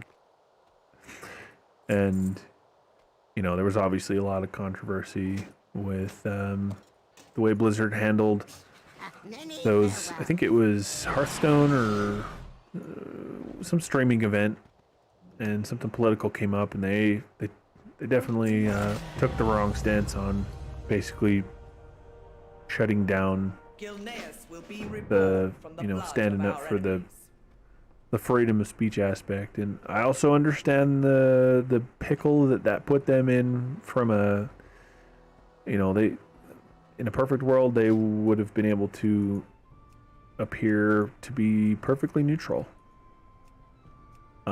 just to stay out of it. But where they couldn't do that, the situation forced them to take a side, quote unquote. And they definitely took the wrong side, because they should have defended, you know, the free speech side of things as an American company. Like, that's just the role that they were expected to fill. And they sided with the freaking CCP's, like, stance on it, I guess. That just, I mean, it didn't do an ounce of good for them. It only hurt them. It either did nothing positive for them in most people's minds, or it only harmed them in other people's minds. It was just, yeah, they did the wrong thing. They made the wrong decision there. And they're just recovering from that. They're just trying to, like I said, the joke is that it's World of Warcraft damage control, you know, instead of Dragonflight. So it's like, ooh, worn during duration by 2 seconds, and damage reduction by an additional 15. Nice, nice. Oh no, it adds damage reduction. That's right. This was the damage reduction one before. 30%. Now this does 15%. Ooh, increasing leech. Okay, I thought they had changed this ability. It's been a long time since I played Death Knight, but I thought Lichborn was better. Its base level version is not great, but they added you know, they put some of its functionality in the form of a talent. So that's cool. Wasn't quite sure why it felt shitty. You heard the I could have swore I did this. Move I must have done this on my hunter and thought I had done it on my Death Knight. Everyone is the taskmaster. Again, I've done this a few times, so You will find our alliance is full of surprises. get a little Exile. confused on what This I've is the done on which commander character. I told you about. Let's see, where is... Commander, you have built the most Oh, impressive supposed to garrison. interact with this. I'm eager I'm to an see idiot. your men in action. Upgrade the town hall, which is an entire garrison upgrade. That's what that actually means. That actually does. Alright, not that guy yet. And not this chick over here because she's a battle pet quest. Wish you could hide specific quests. Like, I don't personally care about the battle pet stuff. So I would hide all the battle pet quests. And that daily quest, which shows up... Commander. I mean, once I'm in the room, it's a blue arrow, so I know it's daily. But out here, it's just a gray arrow. So it tricks my brain every once in a while where I'm like, oh, there's a quest inside. So for a little bit of time, when I first come to the garrison, I'm constantly like pulled toward this quest, and then I have to remember, oh, that's battle pet quest. Or this quest, oh, that's you know, the two things that the map's indicating to me there is, one of them is a daily quest, and one of them is the architect table to upgrade something that I don't have enough resources for yet. And the last one is a dude who wants me to fly my ass to Ashran, which eventually I do. I'm not going to do it at least for 15 minutes so that I have the ability to immediately hearth back and continue questing here. I'm going to do some side quests in the meantime. Oh, there was one that I do accept. I think it was... Yeah, I like doing these ones because they allow me to, you know, it's regarding upgrading my garrison. Got to clear out the mine, and clear out the garden, and all that shit.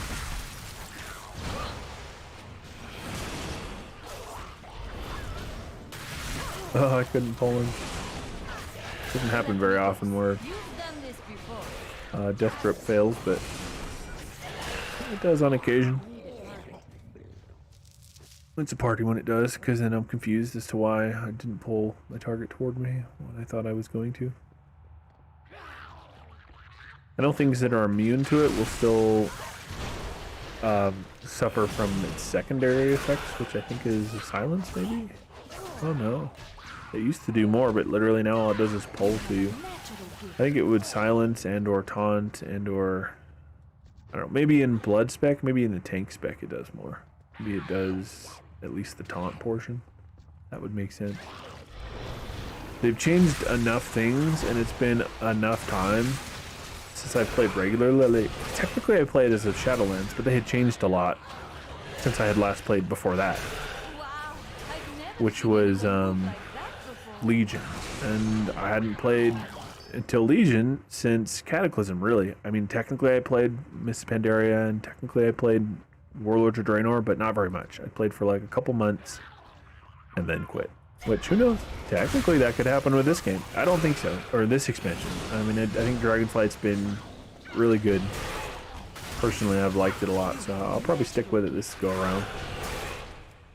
If I had to say one way or the other right now, with the information I have at this time, as of now, I would say that I will stick with it this time, compared to the other times where I have not. But there's a chance I might not. And it might not even necessarily be for the same reasons. Just, you know, who knows?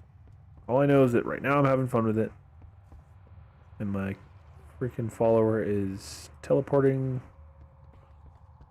like a damn psychopath. Popping into existence repeatedly as I run. But, you know. Anyway. Before this, it was Legion, really, was the last one I played, really. And the last one before that I really played was Cataclysm. / the End of Wrath. So yeah, it's like, it's been a while.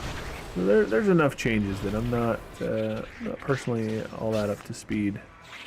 Get over here, you little shit. Oh dear lord. I have failed.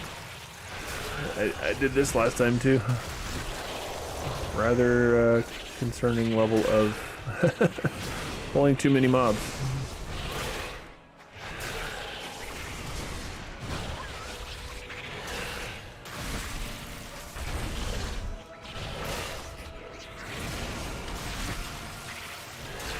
Man, did they kill my ghoul? Oh no, I must have hit the button to kill him. My bad.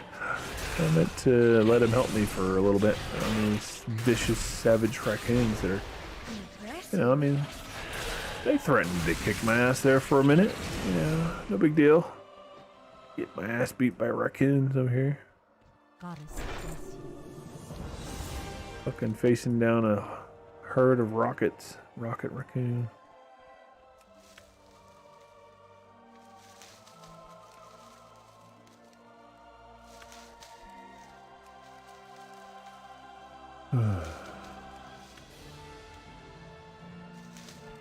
Normal plants. Something I forgot to do at the mine. I'll have to go do now, but you get these. Oh, it's because I didn't go mine yet. That's why I didn't get them. You get these things that let you put in work orders. Have a good one. Oh damn, I didn't get as many that time. Did I miss a plant? I swear it was like the exact same number. It was like 12 every time. Maybe I just got lucky the other times with RNG and unlucky or unlucky this time. But you get obviously the material, the ore itself, in the case of the mine, or the plant material itself in the case of the garden. But you also get either the something seeds or these granitic stones. Those you use to put in like work orders, which I think just gives you more material once the work order is complete. I can't remember how it works. It's been so long. Yeah, I mean, it was essentially a daily. I mean, this is fucking... When did war... Let's see.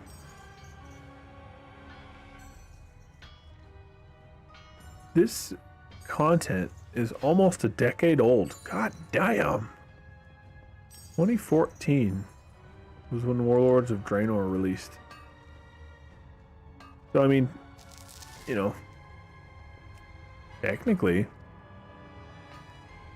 the content design in just what I'm doing right now, and you know, in the expansion that I'm playing currently, is almost a decade old. I mean, this is back when like dailies, you know, I mean, still technically there's plenty of stuff to do daily. They have simply shifted the importance of it. They have simply shifted the weight of like the scale, I guess, for lack of a better way to put it, on how important it was to do certain things used to be very high. There was a lot of weight, a lot of importance put behind daily things. You know, they wanted you playing daily, and they did all number of things in order to affect that, you know, desired goal. They wanted you playing daily. There was a ton of daily things to do that were very important, but I think they have paid enough attention, at least, to realize that most people hate that. Most people hate it feeling like a damn job, like a chore. Myself included. Hate it feeling like a chore, like a job. And so, they were smart with a lot of the world quests, which I think world quests came about in their first iteration. Their earliest form, I think, was in this expansion, Warlords of Draenor, with the bonus objectives. That might have even been like Wrath or Kata, but I don't know for sure. All I know for sure, what I do know for sure is that there are bonus objectives here. You know, this is your regular quests. And then there's the bonus objectives in an area which show up on the map. So, you know, like when you're in that area doing whatever other quests are in that area, do the bonus objective as well. And it's basically like an extra quest's worth of experience, you know, in an area you'd already be doing stuff in. And I think, I'm trying to remember, I think it was Legion, maybe. Trying to remember. I think it was Legion where they introduced world quests. Maybe not. Maybe it was Battle for Azeroth. Let me look it up.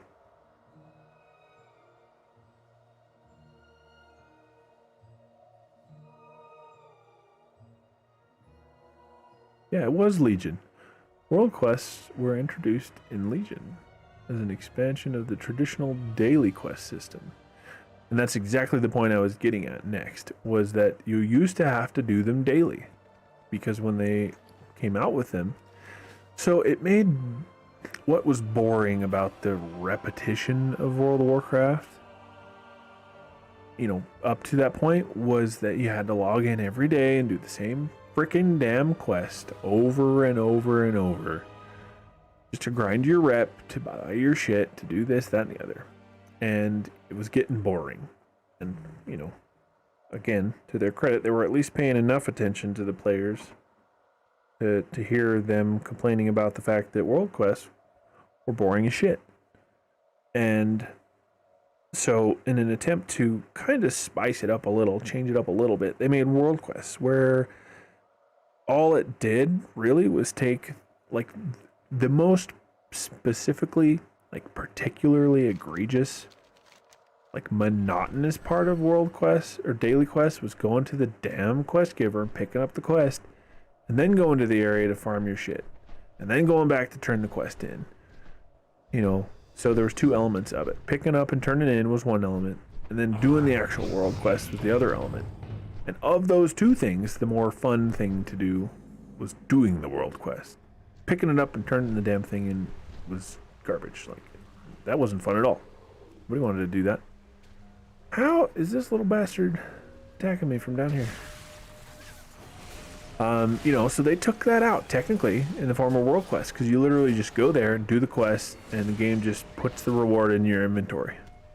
It took out the comparatively more monotonous of the two things. And, you know, but at the end of the day, it was still just dailies. It was shit you had to do, sometimes check multiple times a day, because some of them reset even, like even right now. It probably won't show me on this character because they're not max level. Yeah, it won't show me them yet because I'm not max level, but right here at this little hourglass place, Temporal Conflux, there's a world quest that's like hourly, and it resets every hour. So there's like, I mean, logically that means there's 24 of them in a day, but they all give the same reward. So it's not like you have to do 24, you're missing out on rewards. Technically, if you really want to, you can do it every hour when it resets. You know, like there's diminishing returns though. So yeah, you can do that technically, but you're not gonna like get leaps and bounds ahead of other people. It's just for those few who would want to do that, like multiple times a day, the option is there, which I'm personally always a fan of. I am always a fan of. Also, I don't know why I started fighting this fucker. This guy sucks ass to fight. Like, he wasn't so bad to fight when I had my pets on my hunter. He's a pain in the ass to fight on a melee character. Because those little orbs he sends out will put you to sleep. And if you're close enough to be in melee, dealing damage to him, you're close enough to get hit by those damn orbs before you even realize they're coming after you. I was smart enough this time around to remember to call out my helpers, because I was thinking of doing it on my hunter was much better because I had my pets to help, and that's the closest thing I can get to having pets. on my other characters. I mean, well, technically I have a ghoul on this class, but anyway, you know, I'm a fan of options. I like that you can, if you want, repeat that daily quest every hour. But for most people, and with most quests, they're not even daily anymore. Some of them are weekly. Some of them reset one time in a whole week. Most of them reset twice a week. They last for 3 days and 12 hours, and then reset, and then another 3 days and 12 hours, you know, and then reset, rinse, repeat, twice a week. And some are shorter. There's like, you know, say out of 100%, 10% of them are, you know, really short, and 10% of them are like really long, like weekly, and the other 80% that's left is the ones that reset twice a week. And who knows if that's exactly the right amount of time or the right ratio of quests that reset in that amount of time. Who knows? All I can say is that it's definitely a step in the right direction, because there's a lot of people who play games like this not every day, or not very long every day, and only for a little while once a week or a couple times a week. And having them reset twice in a week is far better. Definitely a huge step in the right direction, because for people who don't want to play every day, you don't feel obligated to do your damn date mindlessly and monotonously.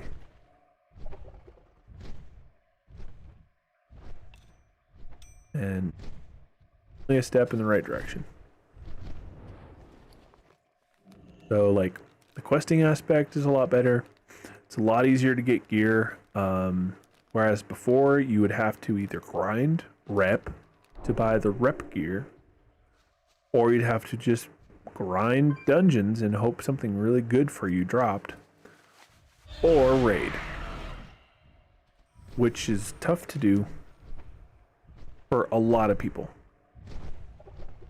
Not only setting up, like coordinating with that many people to raid, but being able to do it regularly enough that, you know, unless you knock everything out the first try, it is many hours a week in terms of commitment to clear all the bosses in a raid.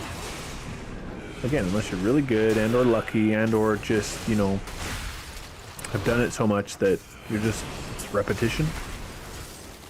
So for most people, Raid Finder is great, and Mythic Plus, you know, up to a certain point are great, because all those things are relatively low time commitment. I don't know what I just did. Oh, okay. I hit the wrong button and I was confused as to what I did. You know, relatively low time commitment for most of that stuff. I'll take it back to the outpost and see that it's secure. Which helps with the feeling of progression on your character. You feel like you can progress your gear, find upgrades.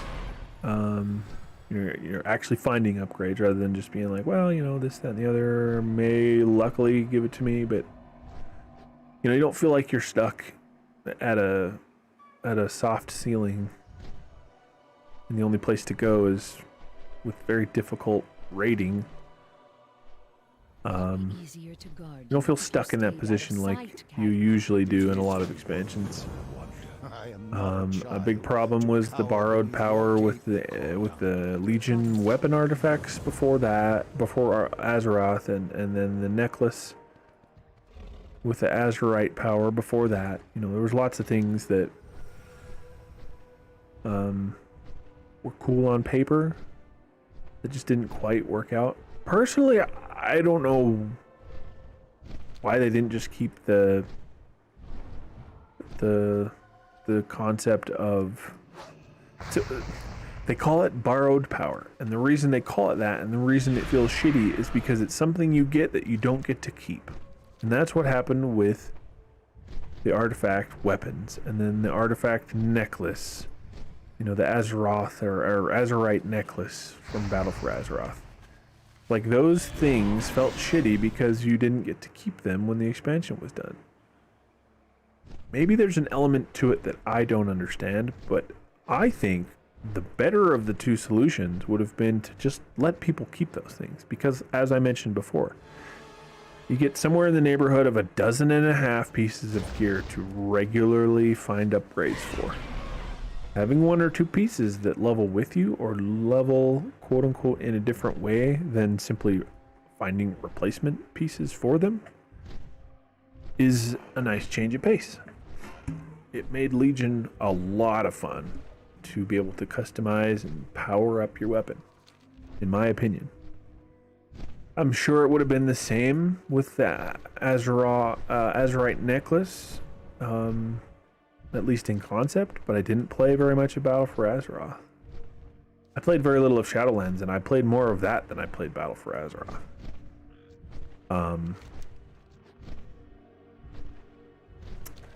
So, you know, I don't know what the considerations were. There's almost assuredly some element that I'm missing,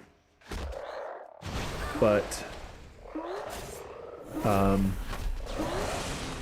not sure exactly what I might be missing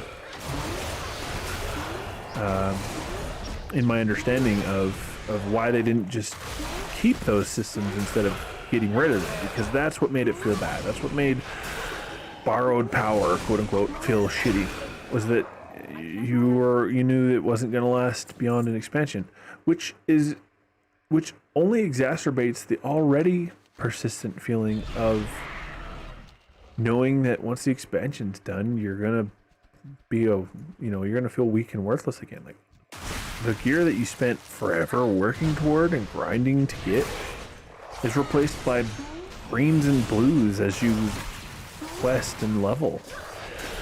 Like, it feels shitty.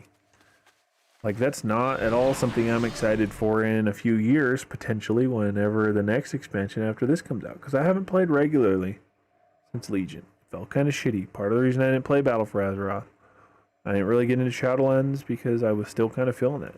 It's like it takes multiple expansions for me to feel like it's not super shitty again, to go from, working toward a lot of powerful stuff, then starting over. I don't know how they'll fix that. I don't know what the solution is to that one. I have no idea on that one. All I know is that it's made to feel even worse by the fact that they would take away, those borrowed power systems. And so, they got rid of that with Dragonflight.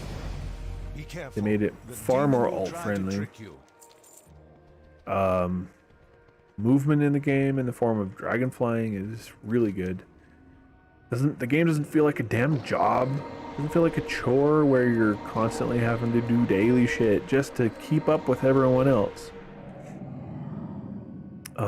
They brought, for anybody who's played the game before, you know exactly what I'm talking about. When they simplified like the talent shit to being one of 3 options every like 5 levels or 15 levels or whatever it was,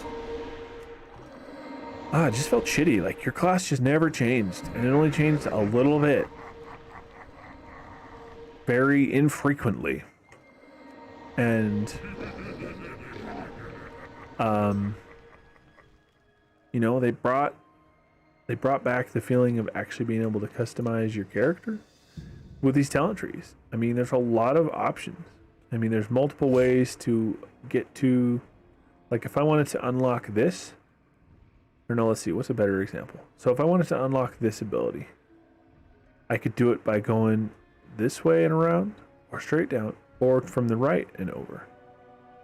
There's like multiple ways to unlock a lot of the things in this tree. Like, some only have one upgrade path. Like, I mean, you gotta come basically, from a few different directions up here, but then you have to pick this and you have to pick that in order to get this. Like, to get down to here. But that's why they put them in the rows they put them in. The higher up stuff requires usually far less commitment. And they're all shaped different. Like, it's kind of weird. It's too much for my brain. I could never personally have come up with a system like this and feel like I was doing it justice. And I feel that I'm sure to some extent. They probably feel like they're flying by the seat of their pants type of deal. Let's get to work. They're making some pretty big changes to my main class. Not necessarily my main spec. Like, technically not my main spec. My main spec is Holy Paladin.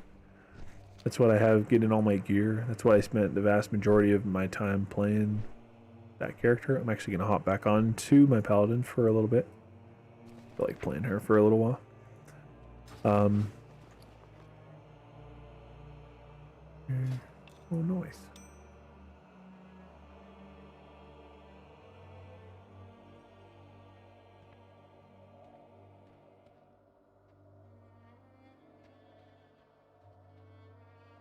I'll probably I'm not too worried about it. When you're leveling, it doesn't really matter too much. I mean, technically, you want to prioritize your main stat or whatever, but I'm also perfectly fine to have the ring that gives me more health. And it gives me a good amount of a decent secondary stat, so it's whatever. By the time I should probably have to worry about it, I'll be at such a level that... Oops, I didn't mean to do that. I'll be at such a high level that I'll have replaced it anyway. I'll have leveled through. Man, I keep getting mail on this hunter. I do not know why mail keeps coming through intermittently.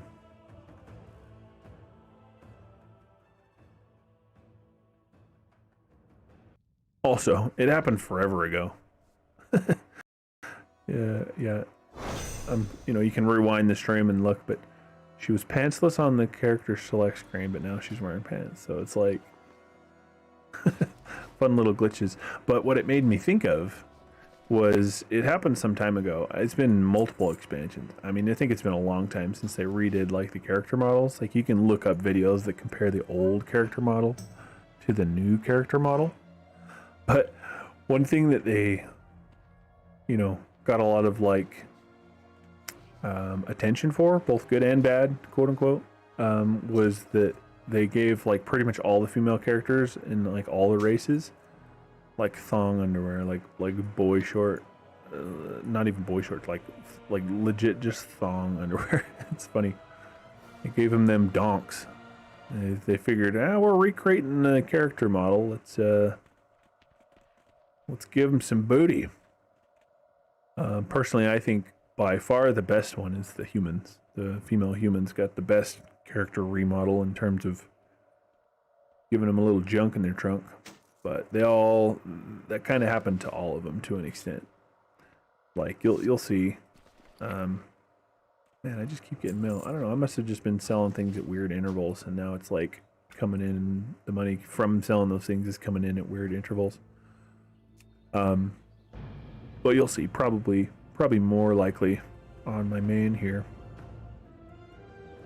You'll see, sorry,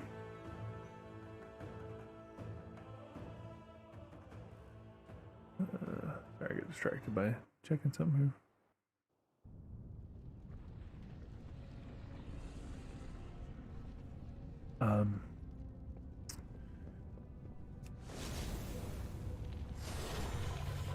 Sorry, losing my train of thought.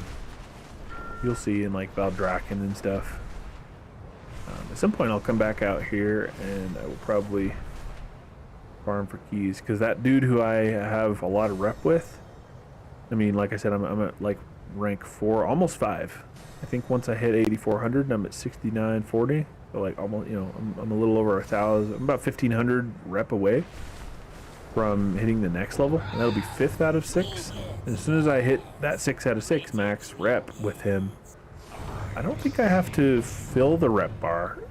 I know you used to have to kind of do that, I think. Maybe? I don't remember. Maybe not. But I don't think you have to do that here. But you know, I'll find out when I get there, I guess.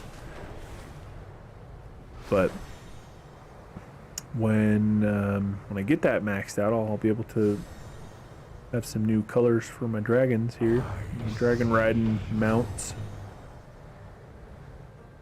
So I'll have to go back at some point and specifically farm for a little bit for some of that rep, but it comes so naturally. I haven't even farmed for it, and I'm pretty high. And each one is the same amount. Each level is 8,400. Like, it doesn't get more with each rep level. It's not like it comes harder and harder or whatever. It doesn't become like more difficult to raise that rep level. You know, so I haven't been stressing about like actually farming for it, but I'll have to here soon because I want those dragon ray colors. But yeah, I'm trying to look around to see if I can show you what I was talking about. Oh, I did not mean to do that. What in the hell? I wanna swing from the chandelier. Oh, don't worry, I won't quit my day job. Oh yes, right here. Oh, never mind. They're not wearing the right bottoms. There's so many of these female Draenei who wear like a similar like plate bikini style that my character is in.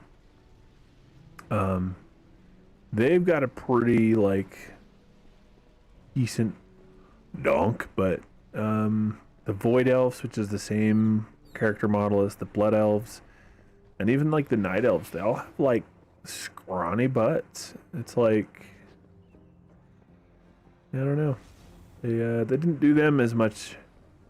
They didn't do them justice in the way that they did the female human model. Like I said, I'm biased, obviously, because that's what I roll with. But I don't think they did them justice. I don't know if there's an easy way to even look and see. Like when you inspect somebody, I'll show you here. I'll inspect this dude, bro, sitting on the ground. I have an add-on that lets you view. I think it's an add-on. Maybe it's built into the game. I don't know. I think it's an add-on that lets you view in dressing room. You can view what they're wearing, but on your character. You know, you can hit reset and it shows just your regular gear. You can even like hide specific pieces. Like if I'm wondering what this looks like without the helmet, you know, whatever. You can kind of mix and match. You can't necessarily. Oh.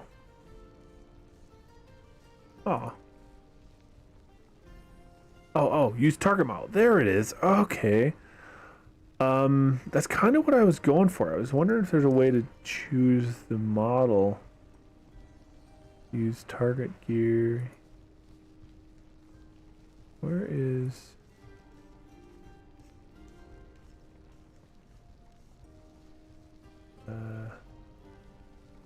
yeah, I don't think there's a way to pick the model. I was gonna show you, like, you know, that would be the easiest way to do it, if it was possible.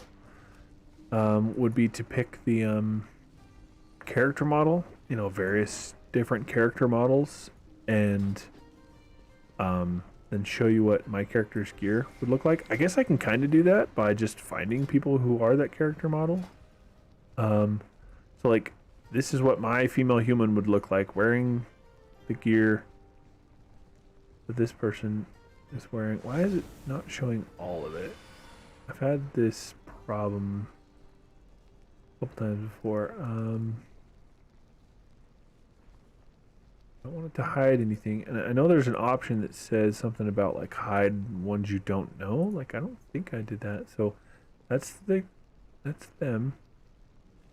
The target model with their gear, or I can do target model.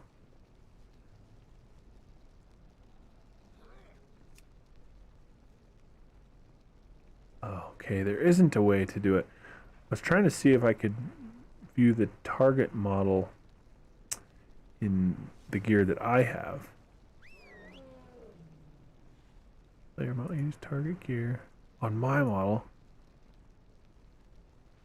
Use my... yeah, I don't know. Maybe I'm not doing it right, but I don't think there's a button to do it. I mean, the closest thing to do, I was just going to show you the same gear on various different character models. I guess the next closest thing would be to show you the character model and show you, like, they have, like, the tiniest freaking junk in the trunk compared to my character. The human females. The probably next best ratio, I guess, for lack of a better way to put it, is the Draenei. They're pretty good. But like all the rest are kind of scrawny, like the Night Elves and the Blood Elves and the, you know, which is also the Void Elves. They definitely showed extra love to the human female model. That's for sure. So I'm biased. Like I said, I know it.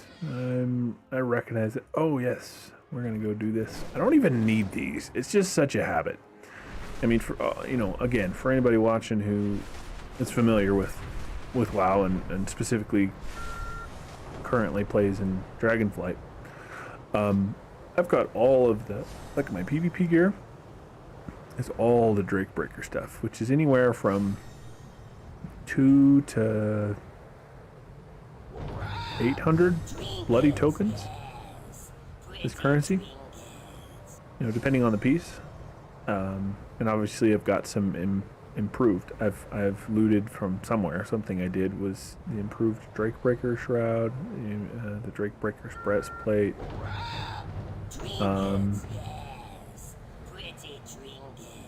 The better Drakebreaker greatsword. I've got the Crimson, the Honor, purchased via Honor points, the Honor currency. I've got the trinkets, both rings, both trinkets, and the necklace from that. I've got my full, like, PvP set or whatever, you know. So I got in the habit. I just constantly farmed these bloody tokens, and even though I don't need them, because I even have the banner. What was right here that I turned in? I don't know what was right here. I think I turned something in, like a currency to somebody. I don't know. It bothers me when I'm missing something in a place, because I'm like, I kind of, you know, it's like, it's organized to my brain. Like, it probably won't make sense to anybody else, really. Like, organized disorganization, organized chaos, however you want to say it. So when something's missing in a spot, I'm like, wait a minute. What did I have there? Come and prove it. Oh, it's one of these. All right, we'll see how this goes. Y'all might get to see me get my fucking ass kicked. Probably, in fact, because, like, all but guaranteed, because I don't have a group. Not only is it going to be near impossible to kill that thing without a group, specifically in ret spec. I mean, I could do it eventually, and oh, he's dead anyway. All right. Yeah, I'm gonna get my ass kicked, but I'm gonna go steal this draconium deposit here. Come on, baby. Leave me alone, rogues, long enough for me to mine. Alright, I got my resource. They might mess with me, but I'm alright. Oh no, it did overload. Sometimes it doesn't work. Or if it does something, I miss what it does sometimes. I damn near miss what it did that time. But yeah, it gives you, like, when you overload a deposit, you get, like, something special, unique to each type of deposit or whatever. There's a stealth rogue around here somewhere.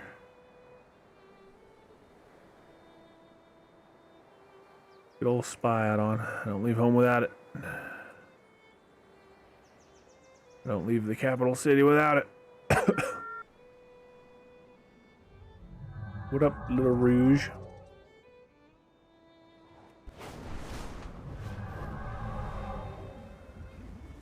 ahead, buddy. Mine. I ain't trying to come mess with you while you're mining. I'm the worst, like, in terms of, like, PvP. Because, like, I will play with war mode on, and I'm happy to PvP. But I'm almost never, like 99.99% of the time, I'm not going to be the one to start the fight. I don't know why I'm that way, but I mean, even in real life, my whole life, even, I've been that way. Like, I wrestled in high school. And, you know, I grew up on a farm, so I was stronger than almost everyone I wrestled against because most of them didn't grow up on a farm. They didn't really do anything physical other than, like, lifting weights in the gym, which is not the same. Anyone who's done either or, and especially people who have done both, will tell you that the joke is it's called farm boy strength, and there is a reason that that's the nickname for it, because it's just you're strong in functional ways. Like, it's not the same as being able to curl, you know, 75 pounds or whatever. Like, yeah, you're gonna be tough, you're gonna be strong, you're gonna be in good shape potentially, all that. But it's just different, and it literally proved to be truth. Oh, see this little douchebag evoker? They don't fight you until you're fighting something else. And I hate coming here without a group on this one because that damn shrine is so fucking far away from this area. That's definitely, like, in the category of things that I have to complain about Shadowlands for, is that they failed in a lot of these PvP or like arena like areas. They failed hard L, like tripped on their dicks and fucking ate shit when they landed. That hard of a fail with not putting like the battle res shrines, the ones that will res you every 30 seconds. Like, they didn't put those close to these areas. Like, at all.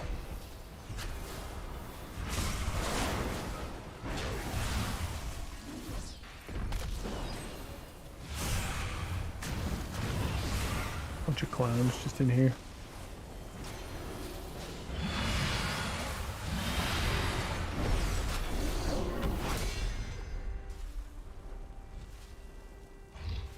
Take a few more bloody tokens. I don't think it does when you don't, I don't think it gives them to you when you don't get, like, the credit. Like, its bar was grayed out because that little pussy had to come steal the kill.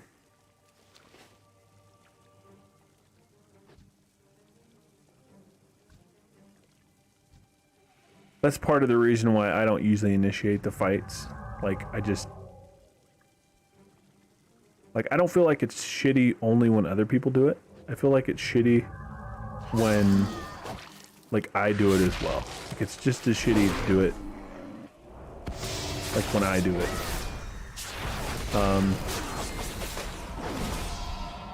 I love when they think I have, like, not a lot of health and maybe not a lot of gear, and then they realize that I've actually got PvP gear on. It's kind of funny to see him. He's getting less ballsy right this second.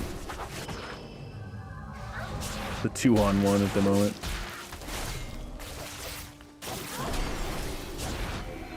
Still recharging.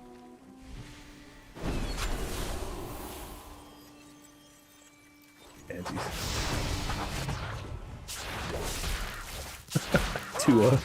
2-on-1, little bitches. I struggle with PvP in games like this because it's like, I come from Guild Wars where it was very skill based and it was very balanced. You know, and I don't know, just the concept of little clowns like that.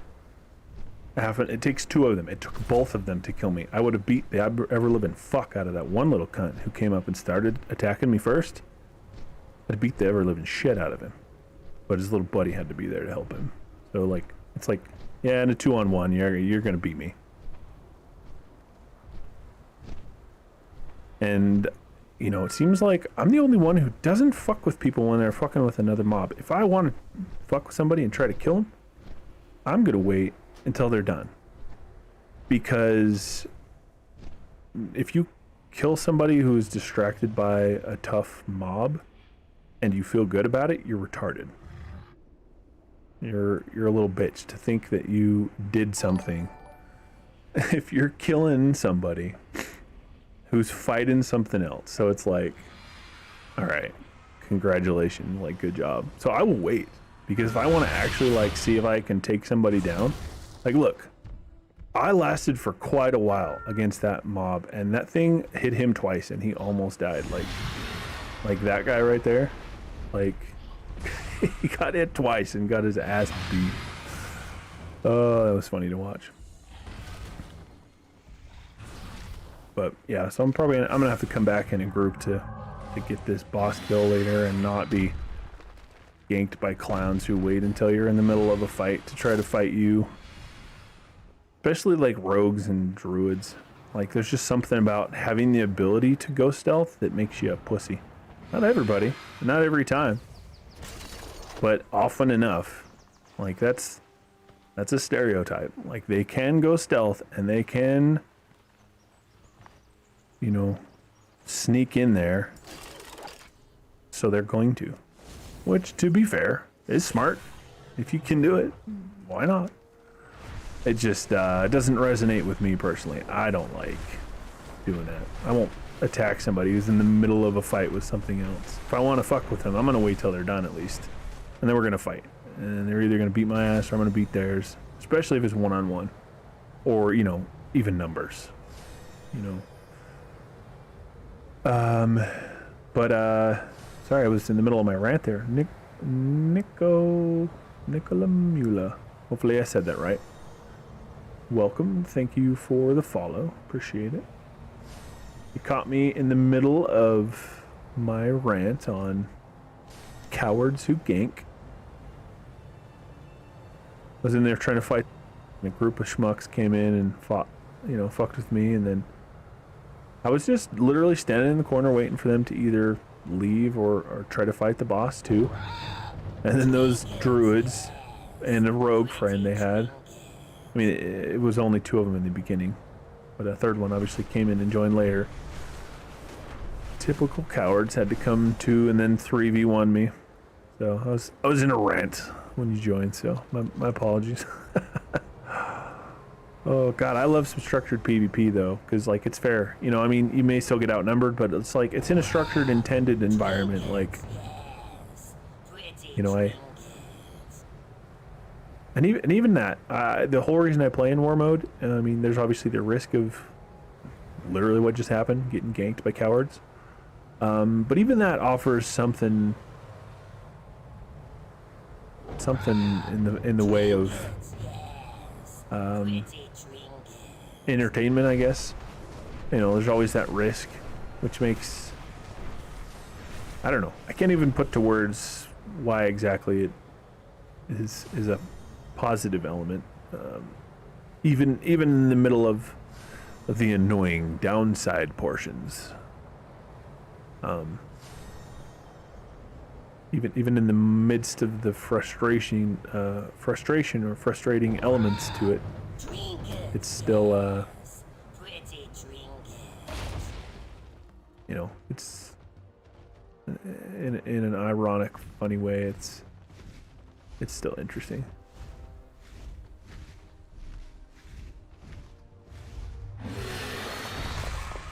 What up, bruh? I met a friend at this very like challenge arena the other night. We did some arena. We beat some ass in 2v2. It was pretty good. And he was on the other faction too. He was some Tauren druid. No, not druid. Tauren hunter rogue, I think. I think he was a rogue. Which is such a goofy concept to my brain. A Tauren rogue, like, seems ridiculous, but yeah, it was kind of funny because of exactly what I was just talking about. I didn't attack him while he was in the middle of something. Maybe it was, is it a daily quest? I came here and picked up a quest. It was like, it was the name of this quest or whatever, Redux, and I was like, what? Oh, that's a daily? But then I got distracted with something else and I went and did something else. Let me look it up real quick. Let's see. Dragonflight, Field of Ferocity, Redux, daily. Could have swore it popped up as like a daily quest. It seemed to get bored. Oh, this start counter for this daily. Huh.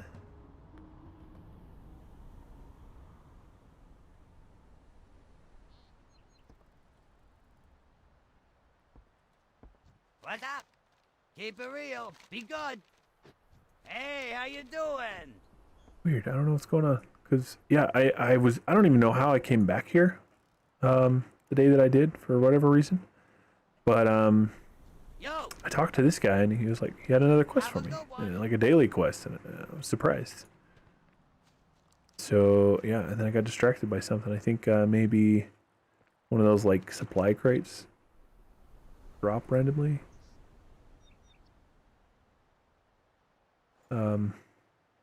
I don't know. Oh, we got a druid here again, huh?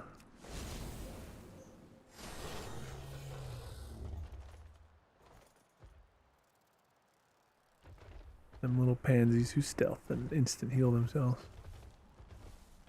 Although I can't complain because I can instant heal myself. I just can't stealth.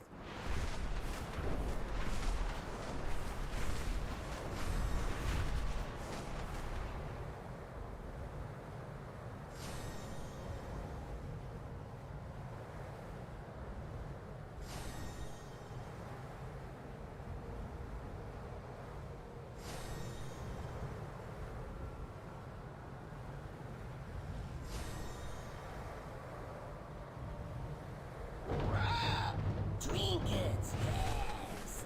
Pretty trinkets.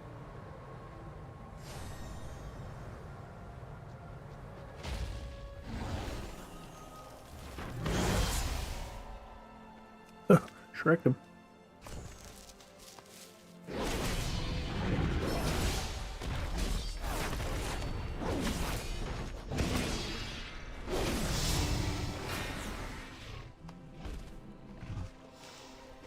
Was there anything extra? I can't ever tell. They're all different when you overload them, do different things. Can't do that while in combat. The fuck am I in combat with?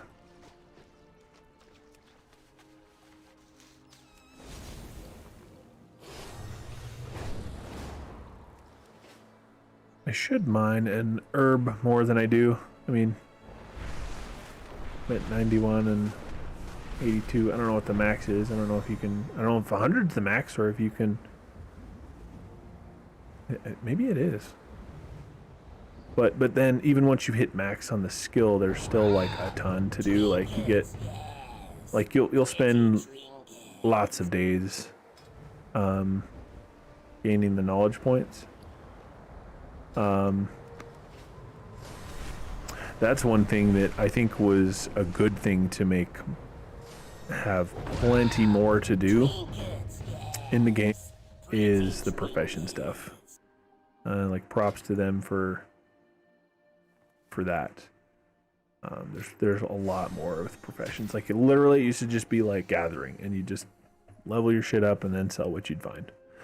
And then with crafting, it was just this really old style, like really antiquated, like design.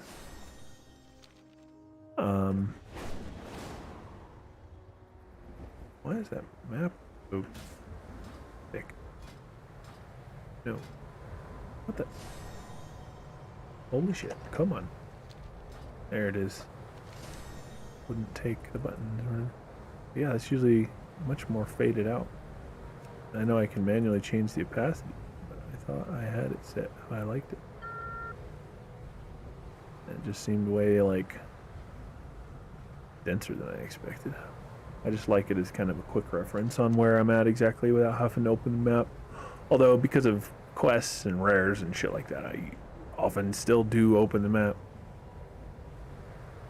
You know what? Fuck it. Let's see if I can find the group.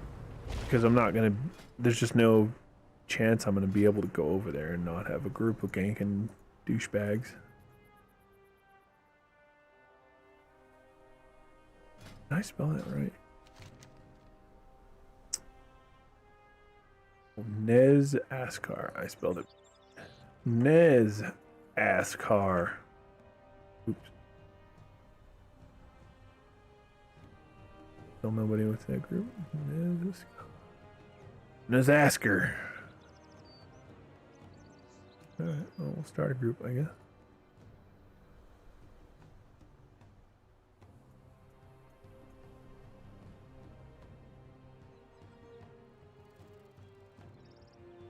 War mode on. There we go. Brain. Thanks for catching up eventually.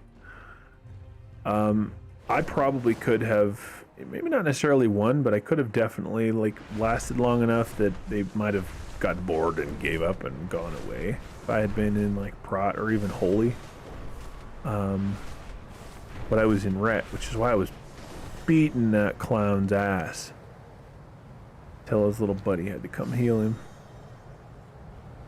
To get that 2-on-1 to not get his shit pushed in. But fucking back in Cataclysm there was a guy who I remember my ex, you know, we were together at the time obviously, but we were questing in one of the zones in Cataclysm and this druid came up to us and I mean we were kind of split up. We were completing the daily, but we were in like slightly different parts of the zone. We were pretty close by though. Anyway, so I started fighting some shit. She saw my health was like getting low, so she came over to heal. She made Disc Priest, and she came over to heal. I guess maybe we'll do this hunt while we wait for people to join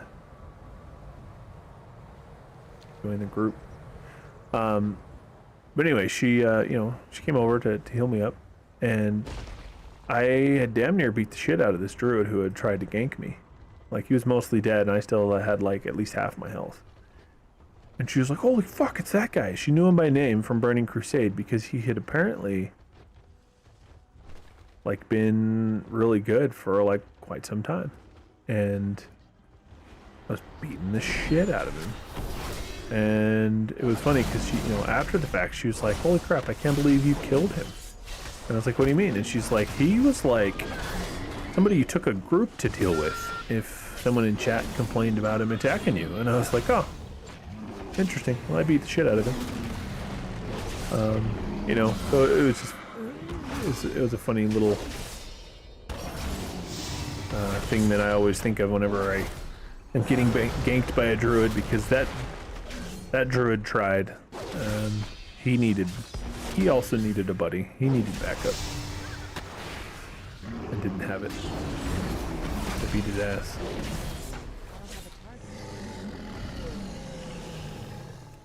What up, little Nelf warrior? Wild creature stalks this land. Come, join the hunt. Wild creature. We just killed the wild creature that stalked this land. Who are we calling out? Sharp Fang? No, Sharp Fang's 200 yards away. Oh, I found it. A giant goat. You are hilt. Hilt.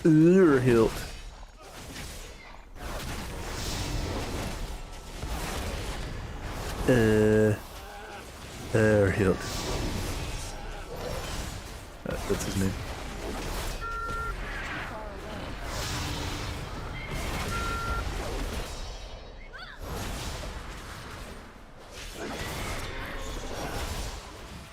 fire guns going off. A lot of times it'll just catch people flying over. And there's a lot of people flying all over the place. Especially with war mode on, because with war mode off, you only see people on your server. With war mode on, it puts you into like a cluster where like you see a lot of people. Other people with war mode on The land cannot sustain also all these creatures. Clear some out. I hate that when you get shit, like, it doesn't let you collect it for transmog if your class can't, like, use it. And I think that's one of the worst decisions they ever made with regard to transmog, because all it does is make gaining the look of things a chore. Because it's a cool looking thing, like, you know, not good for this character, but if ever I make a rogue, or, you know, I think mages can use, like, intellect daggers. You know, I mean, it doesn't matter what kind of dagger. Like, if they can use the weapon, then you can transmog whatever weapon you do have, regardless of its stat or functionality. I don't know where I'm supposed to go for this. 4 of 6 hunts remaining. Oh, no. Where it wants me to go for that. Hello? Oh, there it is. I just saw it. It was either not there or I missed it, but I just saw it south. But anyway, that's definitely an L take in terms of their design decision. They should not have made it restrict your ability to acquire the look based on whether you could equip the thing or not. Like, that's definitely something that they need to fix. Like, the correct decision is to change that, and the question will be simply a matter of how long it takes them to realize that. How long it takes for them to figure out that needs to be changed. What in the devil? What is happening? Did I hit that nest from here? Aha. See if I get it. Yeah, I got him. And this is a very, this is a bad spot to pick up a rock at. I gotta find a better rock.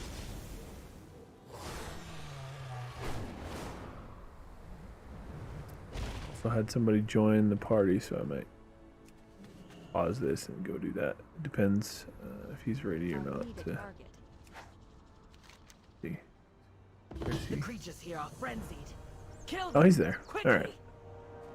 Alright, we're going to where he's at. Do the hunt later. We'll either finish this one later or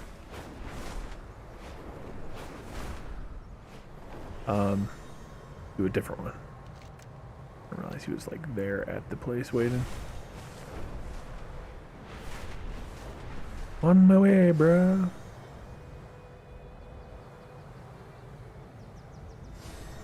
Think you're so strong and mighty, huh?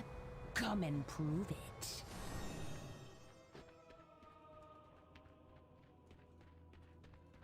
Alright, dude, bruh. Let's fight this thing. If he's at least got my back, if we get ganked, then it's at least not a however many on one. It's that many on two.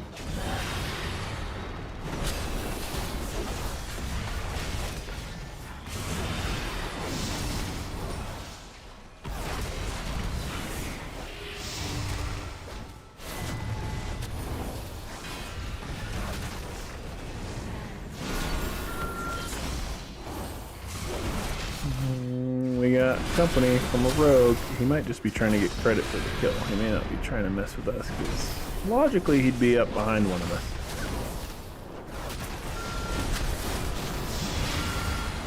Oh, I stood right in front of that like an idiot.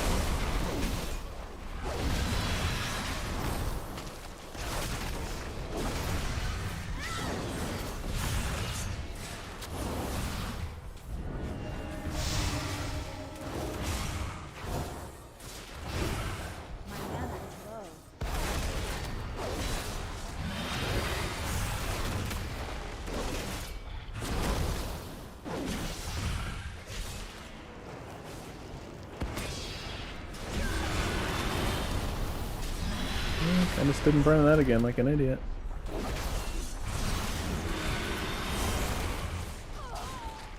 Oh, what the fuck? Just a test. An easy one at that. How'd that cunt kill me like literally right before he died?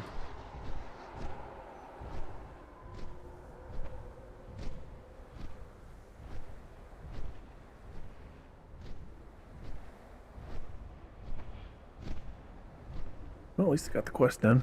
I didn't need the bloody tokens. I'm just a sucker for them. What I was saying earlier was that I have the flag, and then I got distracted by something missing in my bags there.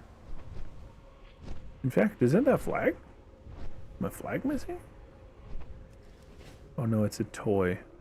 But yeah, there it is. It's in my toy box. It's not in my inventory. But yeah, that's like a flag you plant on a corpse. That's like 1,500 bloody tokens. So after I got all the gear, all the stuff that like is functional, like I bought all of it. Then I bought the $1,500 flag toy thing that you plant, and then I just bought this $1,000 wing shredder, which dismounts people. Like you can do it while flying your dragon riding mount by using one of your abilities like on them, like next to them, using it to go through them basically. I'll show you here in a second. Get mounted up.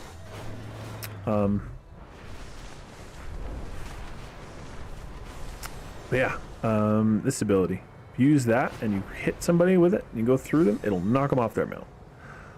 But you can only do it every 30 seconds on its cooldown, and it uses 3 of your vigor. And it's kind of hard to aim right. You know, there's a challenge involved with it. What this is one of those dismount abilities. I don't know what the range on it. It literally doesn't even say. It's probably like 40 yards or something typical.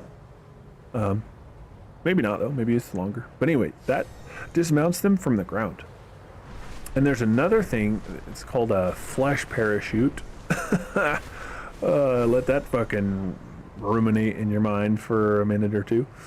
But it's like 750, which I have obviously enough to go get. So at some point I'll go get it. But it's basically like these goblin gliders from what I understand. I don't know if it automatically uses when you fall off. Well, no, because you already get just a regular old parachute. I don't know. Maybe it just changes the skin of the parachute. Maybe it's just a toy like the flag, and you just, you know, set it up to use instead of like a goblin glider. I don't know. I don't really care about it. I don't necessarily want it, but I literally have nothing else to spend my bloody tokens on, and I'm a sucker for doing those world quests that give bloody tokens, as well as oh, I already did this. I should delist. Sorry, bro. I forgot to delist after I finished that quest. What's I gonna say though?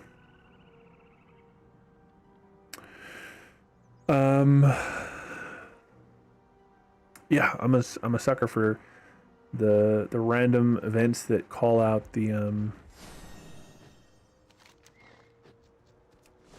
I don't know why I just dismounted. I didn't do it.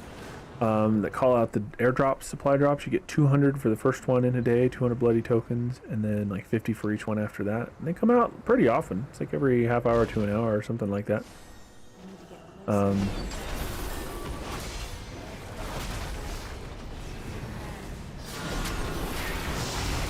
Holy shit. I did not dodge that like I should have.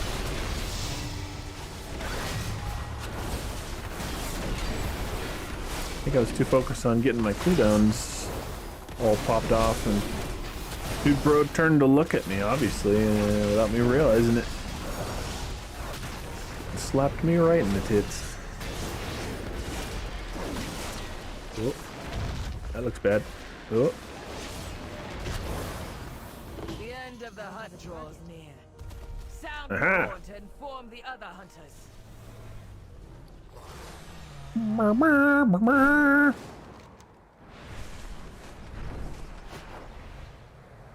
Sound the alarm. Your skills impress me, Two-Foot. We must let this land be Ah yeah, replenished. grand My hunt scouts will seek spoils. new hunting grounds What'd we get? and new challenges. It goes away too fast, so I have to sit here and do this just to like see all of what I got. I got more of the trophies.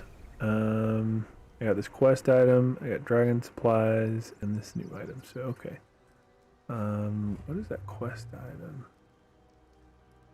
Something I already had one of? What was it called? Passing Renaissance? Fucking know what that is.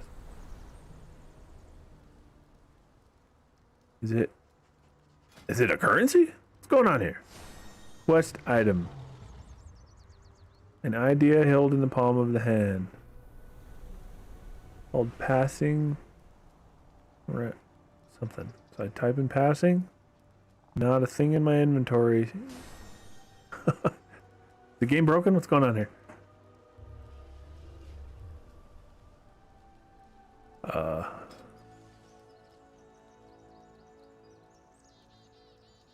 Garbage currencies. Tracked. Yeah, it's not a currency. What the fuck is it? Alright, hold on. Dragonfly. Passing. Something or whatever that word is. Passing Renaissance. Renaskians.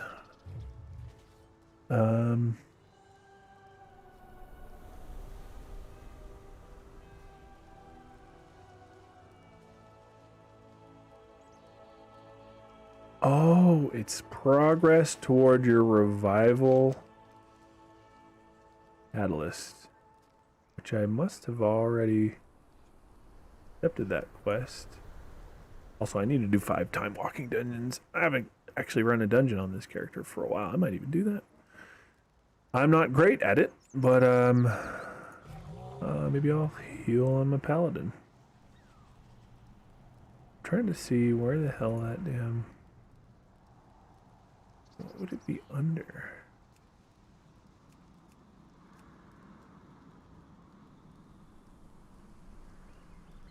Yeah, I don't know what category. The thing it would be under. Also, I'm probably just gonna buy this shit. It's so cheap. I sell all of what I find when I'm not doing a quest for it. So I'm like, that's like my strategy. I sell what I don't need. Buy what I want or need. And then I don't have to stress about farming 1,000,001 damn things. I just sell what I do farm as I do farm it. Well, I don't know where the hell... Oh, there it is. Okay, so yeah, it gave me some percentage of... I don't even know what you use it for. I think I've got one of these already.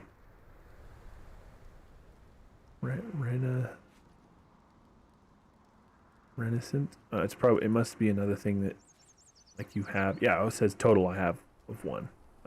Unless that's saying total 1 that it gives me. But I think this is just like when you interact with something, it recognizes that you have credit for whatever amount you have, and then I don't even know what it's for. It's like gear upgrading. The only gear upgrading I've done is I had a bunch of honor that is lower, like it's lower value than the blood token stuff that I bought. So I literally only used the honor that I got from farming bloody tokens simply to upgrade my crimson stuff. Upgraded, it's as good as the non-upgraded. Like 5 upgrades to get it to be as good as the not at all upgraded bloody token stuff. Technically it's 3 item levels higher in PvP. Like this stuff's like it's got like a shorter range. Like its base item level is higher. It's 366, but only scales up to 408. Whereas this stuff starts at 340, but scales up to 411. Like, I assume that's because the bloody tokens stuff is more like world PvP gear, quote unquote, and the crimson stuff is like actual PvP stuff, so it's low 340 item level when you're not in PvP. Doesn't matter at all because it goes up to 411 when you're in PvP. But because my PvP item level is 409, that's why I gain like 100,000 health when someone attacks me. That's why that druid probably was thinking I was an easy kill. And I turned around, hit him like 3 or 4 times, had him down to like half or a third of his health, beat the shit out of him, and then he ran away to his little healer buddy. I was like, oh God, help me. I've got a lot more health than before I hit them. And they're beating my ass. Please save me. It's funny. It's funny to see that. Unlock this color for your Bakar hunting companion. Oh, nice. Very nice, very nice. Sell my junk here. Many deals for a friend of the Grummles, like you. Pisses me off that I can't collect this appearance for this thing that I got because my class use it. Shitty design decision. May your feet find good trails. Do better, Blizzard. Do better. What else was I gonna do? Oh yes. I'm just gonna buy. What was it I needed? 20 Hochenbloom of 2-star value. And 15 Well Rousing then. Fire. Let us proceed. Hochenbloom. I had 3 of it and I need 20, so I'm gonna buy 17 of those. Buy some Rousing Fire. I fell into a pit of rousing fire. I fell down, down, down, and the flames blew higher. Don't worry, I won't quit my day job, like I said earlier. I won't.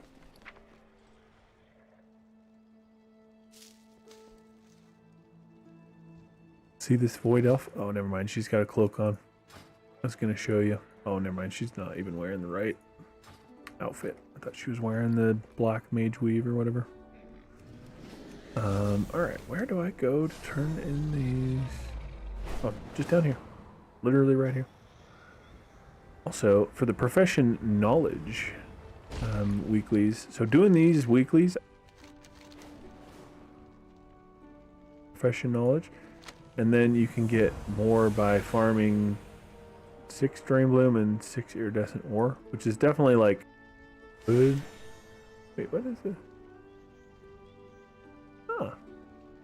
That's a main quest. I love that about Dragon Isles. I don't know if they've done it on other expansions, and this is just my first experience with it, but I think it's new as of Dragon Isles, where the main quests have that like border, that shield border, banner border thing around them. That's really cool.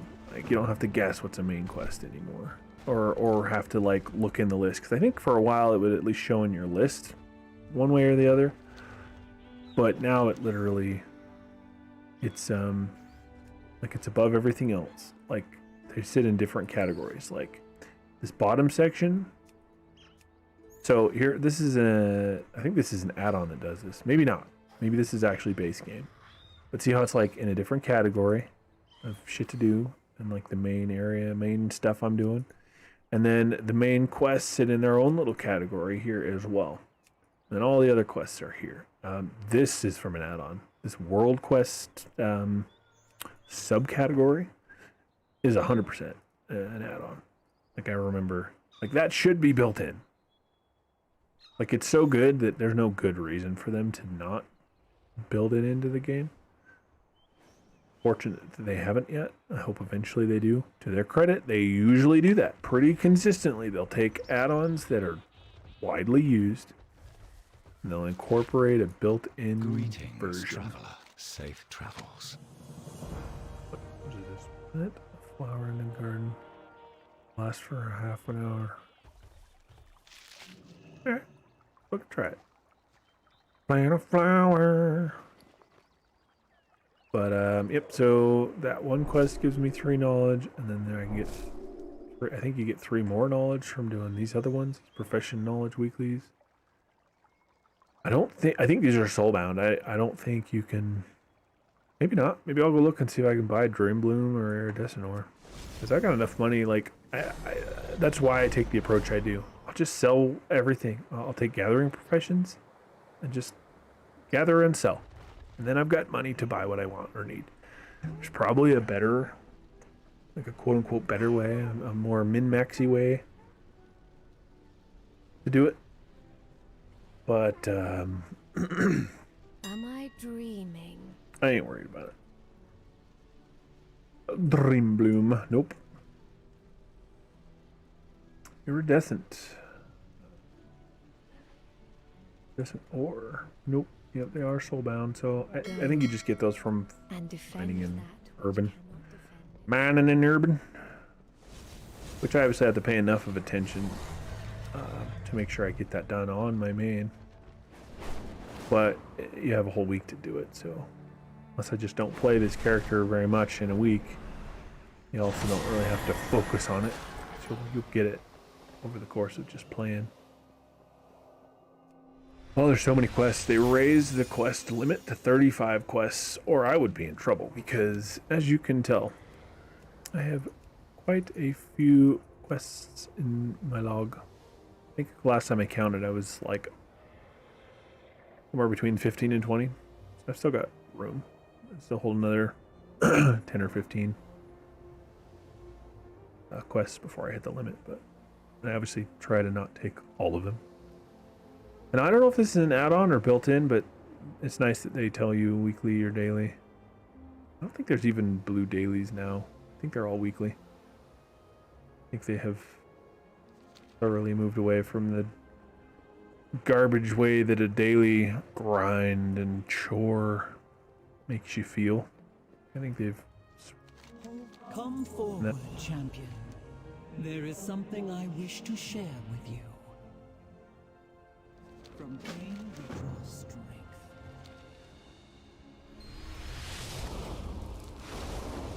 This gift from Tyr is precious to us. A final remembrance of a treasured friend. His deeds and his courage will never be forgotten.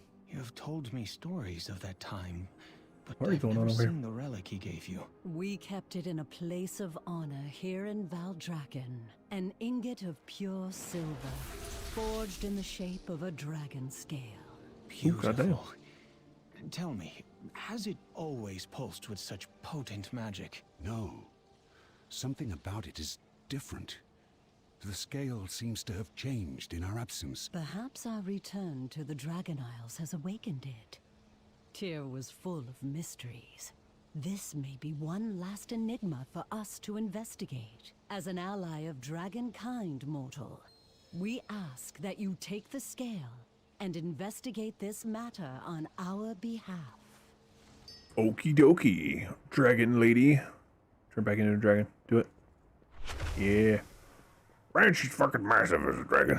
She's a pretty small human. I mean, relatively speaking, as far as like bosses, gigantic bosses, like friendly bosses. Oh damn, they didn't stay normal long enough for me to show you. They're not massive like usual, especially compared to a female human. A female human is like one of the smallest characters in the game. I mean, outside of the actual like small races like Vulpera and goblins and shit like that.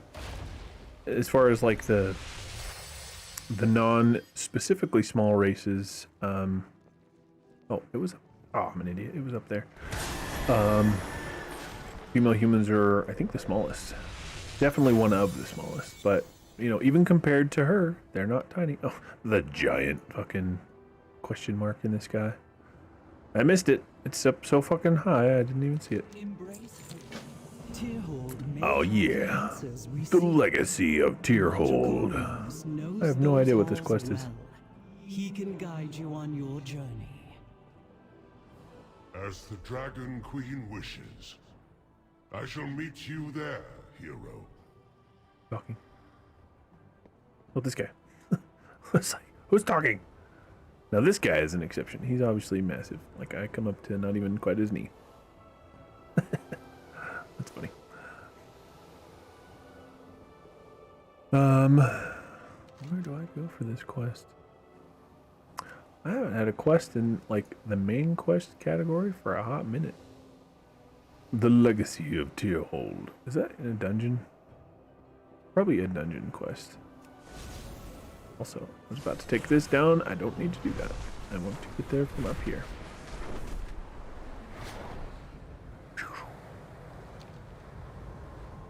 Oh, the reason I look sideways is I have to make sure you're at a slightly downward angle, otherwise you won't be regenerating your vigor.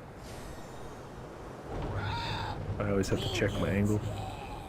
There have been times I thought I was angled down and I looked, or like I stopped gaining that vigor, and then I looked to the side and was like, yeah, I'm not angled down. The scale into interacts with the consoles of the hold. Place it here.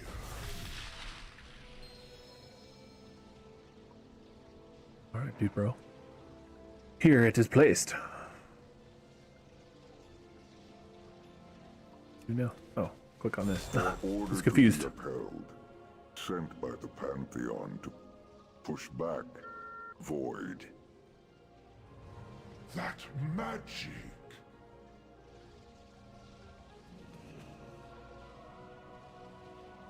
I walk. Be cautious. What up, Guardians of Tyr Monk? Monk, bro. Erratically. This Titanic device Overload released may be latent able to magic. disrupt some of them temporarily, should you need it. Release latent magic at an elite denizen of tier hold, dealing damage and increasing damage taken for 20 seconds with a 30-second cooldown. Alright.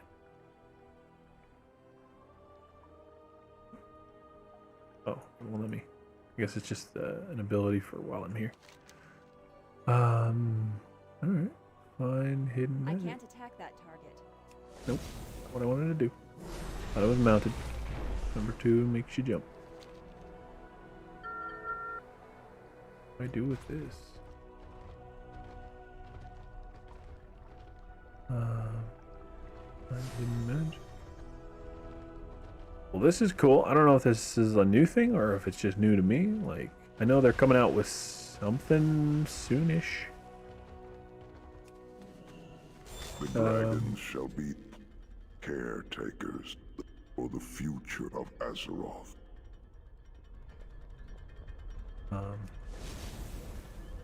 Yeah, so I don't know when exactly they're coming out with the stuff that's going to be new to everybody. Odin refuses to see. Azeroth must take. This is so much fun getting like 4 words at a time. Has me find 6 of these things. It's like, let me find like 2 or 3. Give me more each one. Must be punished. Unforgivable. Yes. Agreed. You're fumble. Oh, is this one? Oh, right there. Past it. Shadows rising in that too great. Ulduar infested by its own prisoner.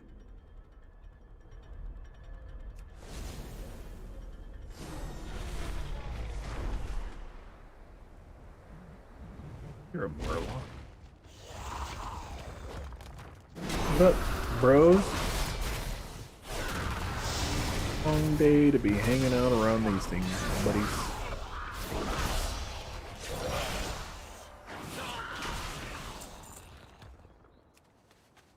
Arcadis, Ironaya, all that I can trust. What? Stuck on her arm.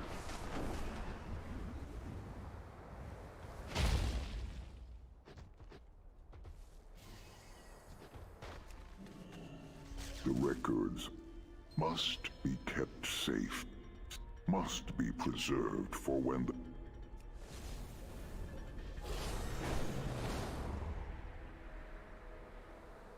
Honestly, what it feels like watching certain TV episodes. Like, that's how little information you get in a whole ass episode. A week apart. Fascinating. What secret is this you have unlocked?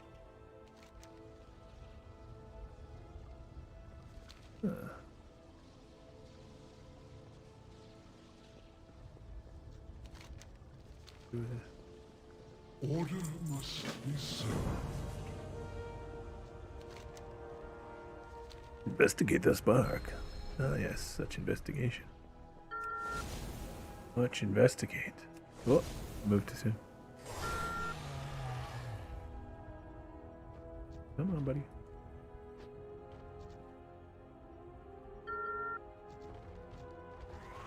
Gonna make me be right next to it, so I have to fight shit.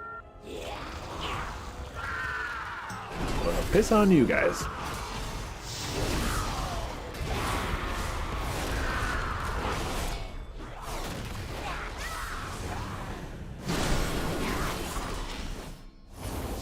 Oop,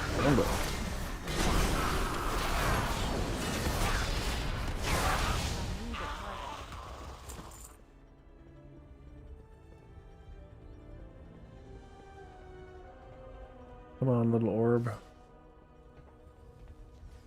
Well, that's fun. There's a whole group of those guys. Hope they don't attack me. Really? Really, guys? Really?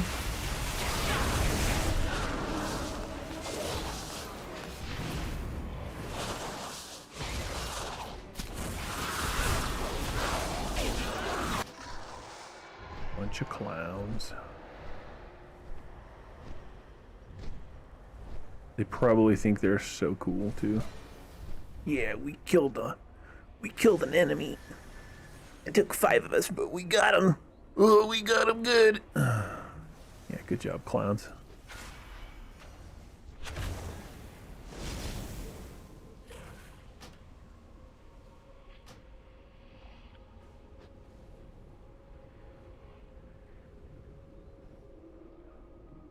Fly away, you little pussies.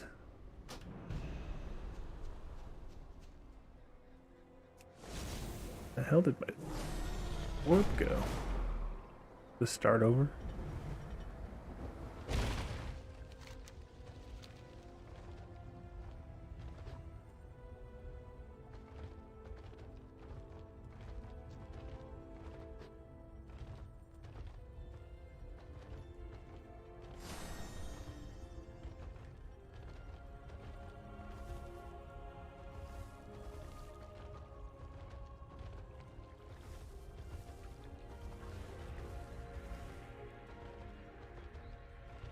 Heightened defense matrix.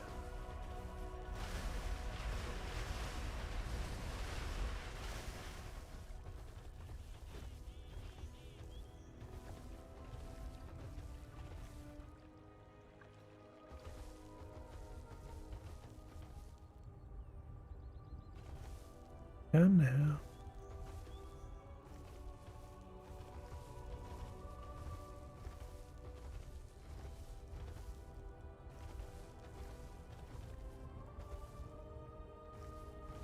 There, below. Oh, good of you guys to show up after the fact.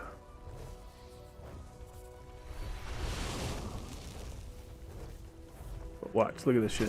I mean, he's super big. I mean, I come up to like his elbow. But, I mean, they're often massive. And they're not like stupidly oversized this time around. I mean, they'd probably be about the size of a male Tauren. I will listen.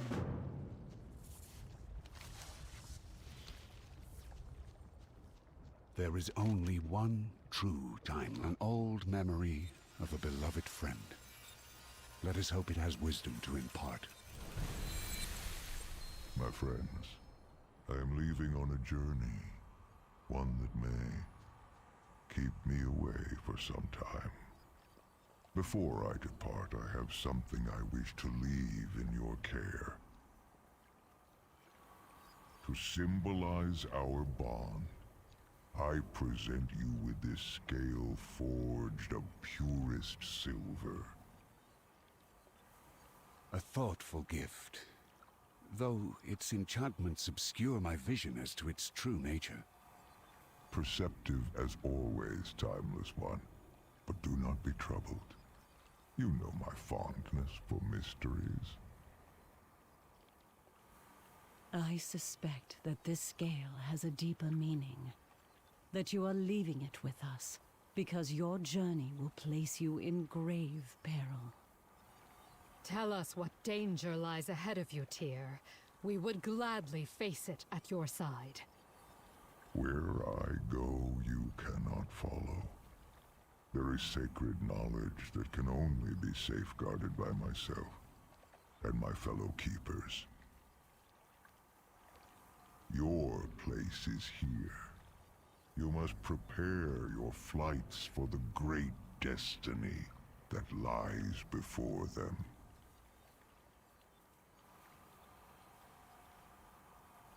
I am sorry, my friends. I wish I had more time with you, but I must go. Remember, the silver scale will reveal its value in a time of need. Be well.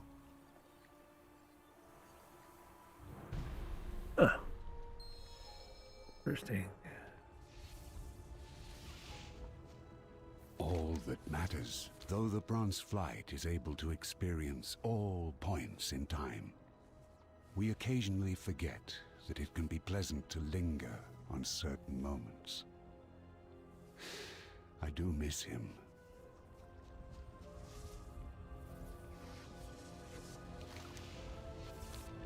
Embrace hope. I stand with you. There is much about our history that I do not know. I can feel the scale still pulsing with magic. Whatever Tyr left for us is powerful indeed. I see you.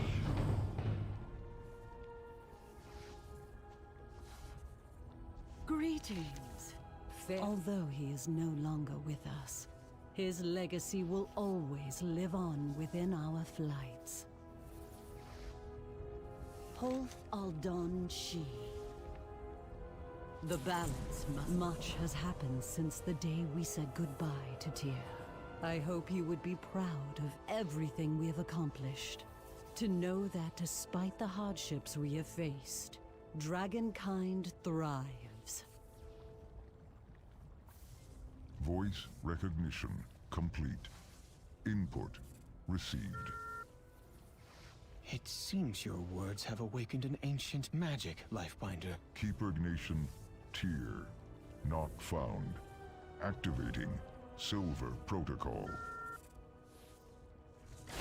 My loyal companions. An echo of Tyr. What wisdom has he left behind for us? If you are seeing this message, it means a time of great need is at hand. But I am no longer among you. Take the silver scale to my forge in Tyrhold, and more shall be revealed. Mysteries within mysteries. Tyr always had a plan.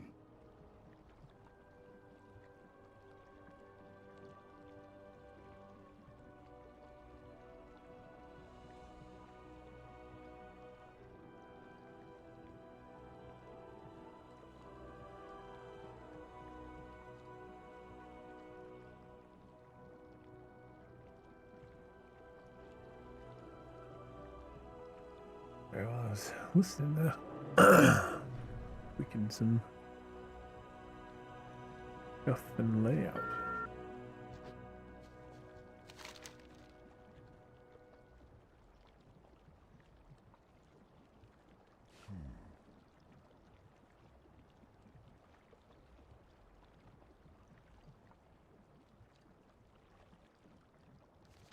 Tyr always was the most clever of all the keepers.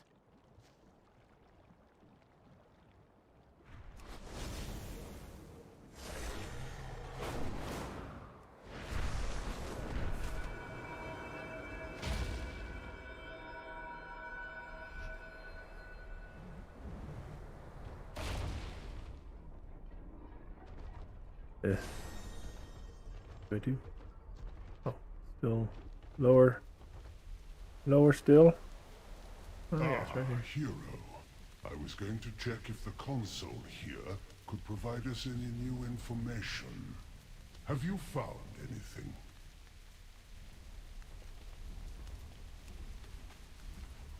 Joe did.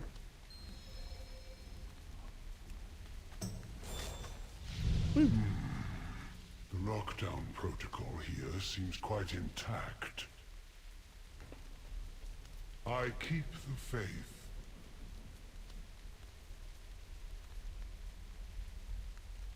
Stand strong in your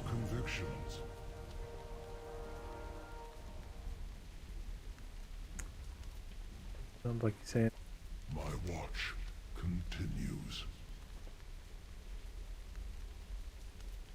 Blessings of the aspects. It's a hard luck life. What do I do? Oh, I gotta go. A little ways away. Thought there was gonna be like. all use some resources. That's what I was talking about earlier. I don't need them, but I'm a sucker for them. Gotta go get me. Trinkets, yes. Pretty trinkets. It like teleported. I swear it was up, like over here. Now it's down south. I'll hurry and go get this, and then do the quest.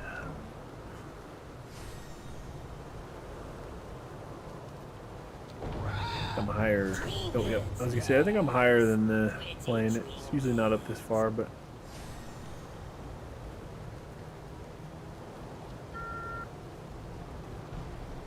Well, is it gonna drop it like literally right where I was? Pretty much. Oh, yeah. I think there's a bunch of horde around here.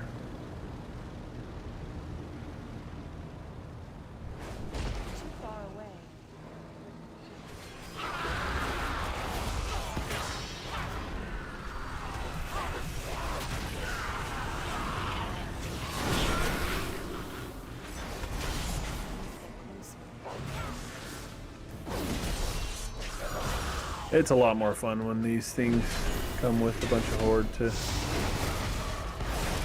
contest.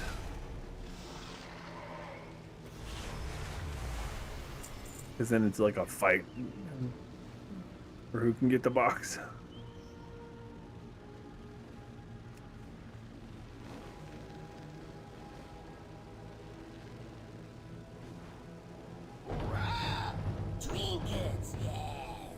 What I usually do is I'll just wait for somebody else to open it, and I'll be ready to hit anybody trying to attack. Oh yeah.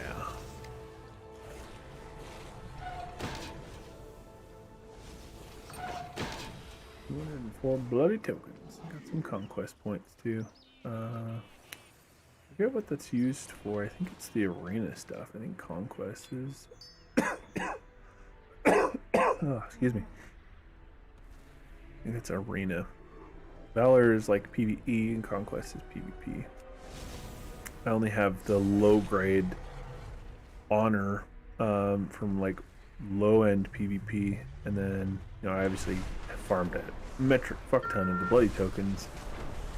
I have enough to buy 2 of those like flesh parachute things, and that's literally the last thing I needed to get. Any bloody tokens from here on out is more of just a measure of like how many I've got more than anything else. Alright, little clown. Do something over here. Quest.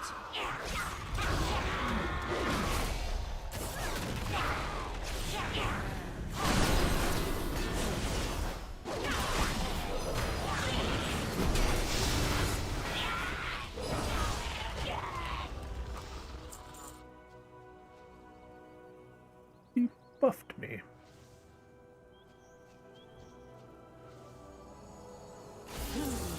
Bam, bitch.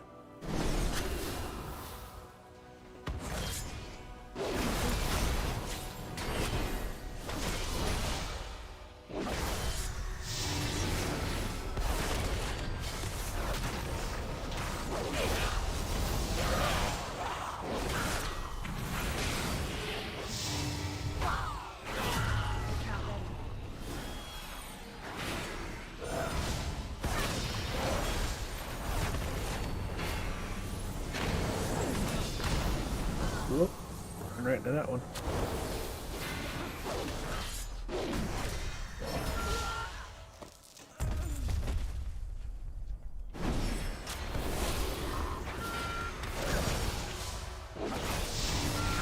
Had to do maintenance on me. Beeping going off here. Likely to be some filthy filthers around.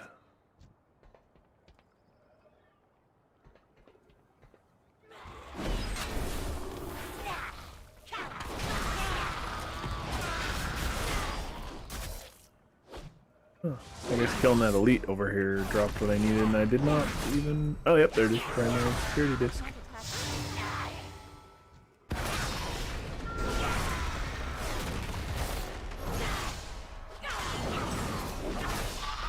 It's funny how he's like, to prove you are who you are, or whatever. It's like, you gotta do this shit. It's like, all I had to do was go and like break your shit, like defeat your like guardians of like, you know, what you're trying to keep safe. Literally anybody who wants it bad enough is just gonna come and like wreck your shit and take what you're trying to protect. It's like, it's not a very good defense system, bruh.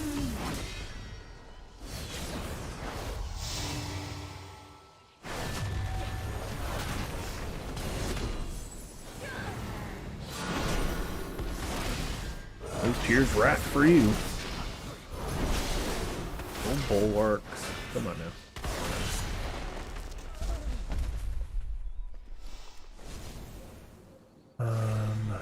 Oh yeah, may as well. For that. Look. Whoop, didn't mean to do that. Wrong button. I am the presser of buttons wrongly. Aspects be blessed. We should be able to override the security lockdown with these discs. The forge has been reactivated, now readying the next stage of Silver Protocol. By the Titans, what did Keeper Tyr leave behind for us?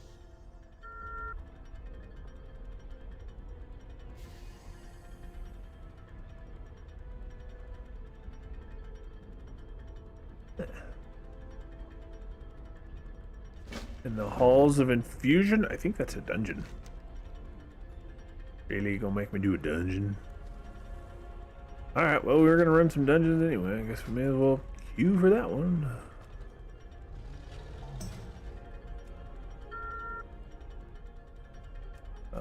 Also, I need to do 5 time walking for this quest, which will give me an epic cache of vault treasures. I think this is, yeah, it's the weekend. Is that what it said? Yeah, weekend event. It's not even the weekend. I guess you just have to do it like before the weekend's over. Because yeah, it's Thursday. But anyway, maybe I'll go as DPS because I haven't healed for a while. I don't want to hop in on something I am not familiar with. Halls of Infusion. We'll queue for both. I don't care if it's heroic or not, unless it requires heroic. Let's see.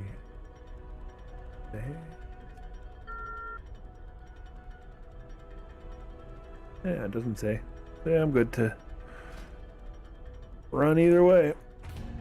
Should help find a group a little quicker for it.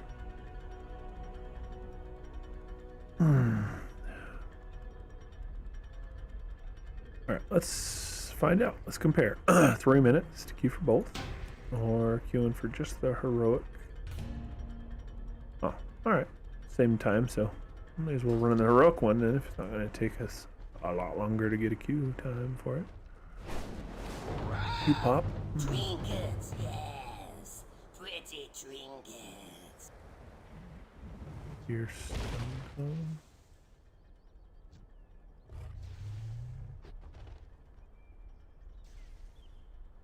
Down there. Fighting. They got. They're ganking somebody down there. I could stop long enough to tell if he's actually got a chance to survive. But otherwise, I'm just going to go down there and get ganked too.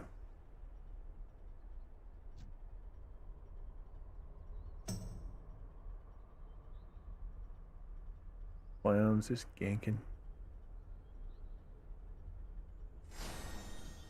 Yanked down by the clown.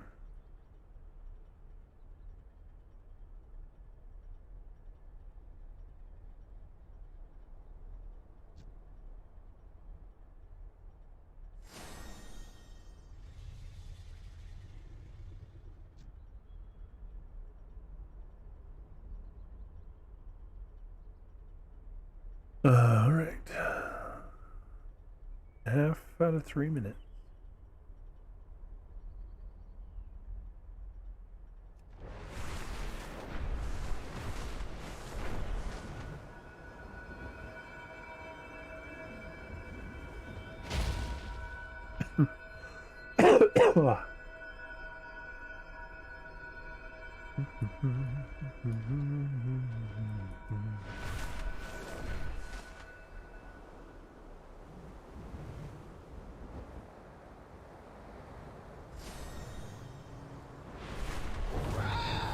Trinkets, yes.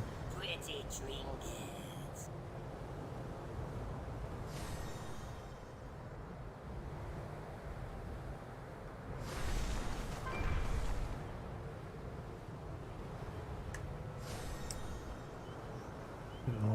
Mine and herbalize a little bit while we wait. 'Cause I need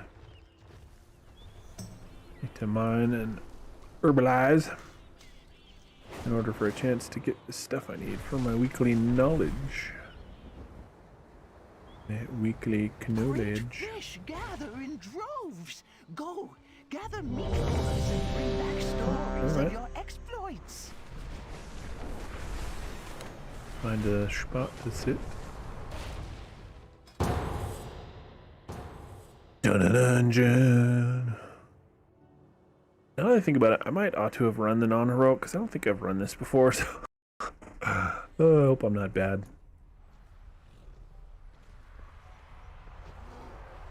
Like I hope I don't screw something up because I don't know this dungeon because I haven't run it normal.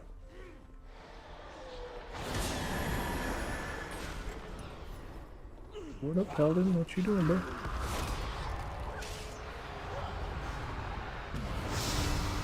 Woo.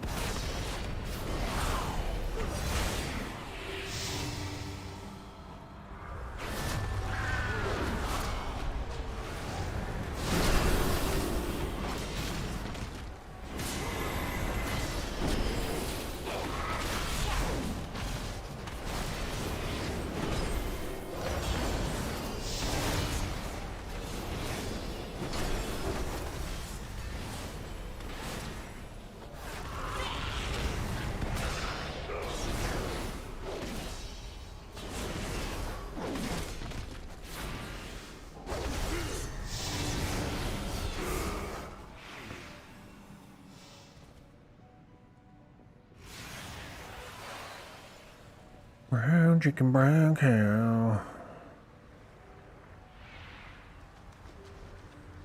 The min-maxer in me wants to play my Drakthir more because every time, without exception, that a new class is introduced, during their expansion introduced is when they are like overpowered as fuck. Oh shit. And that's the Drakthir right now. They do like outrageous amounts of damage. Like, they're just so overpowered.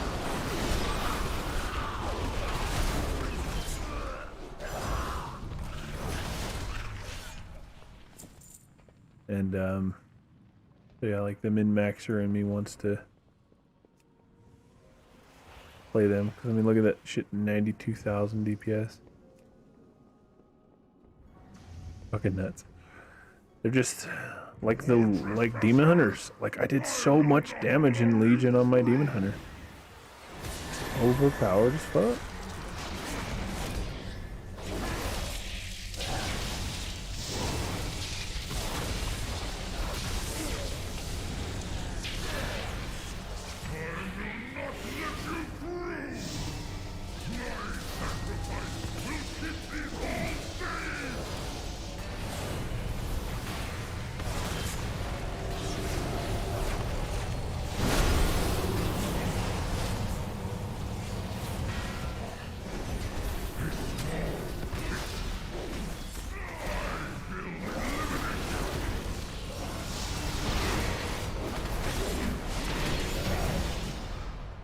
Get him.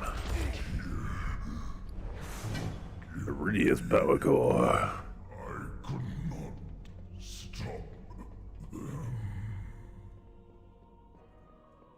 Oh, Oh shit, I already got the tongue still. Ingots, apparently.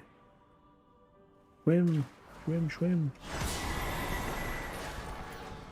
Whoa, almost got locked up.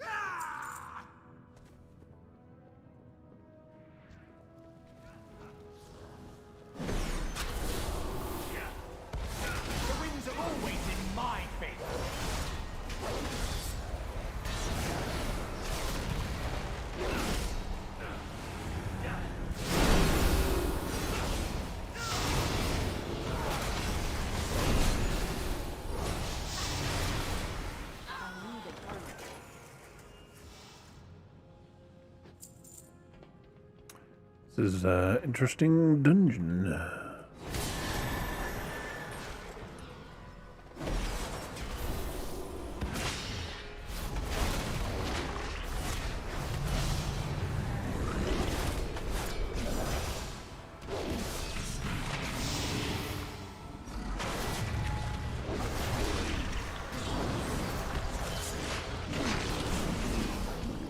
Did he eat me? Motherfucker ate me.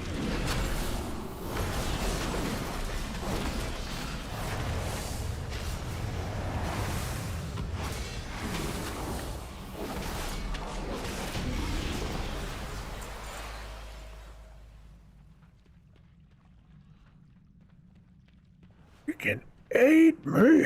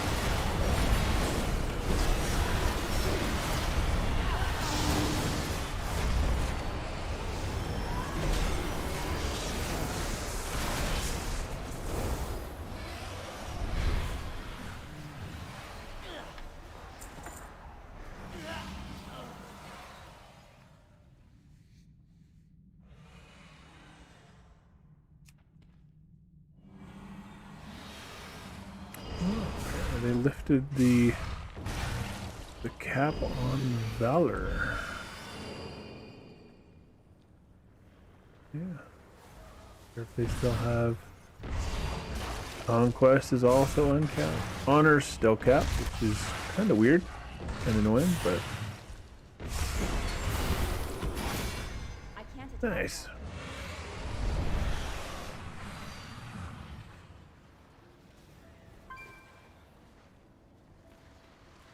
We'll build a new world, free from their corruption.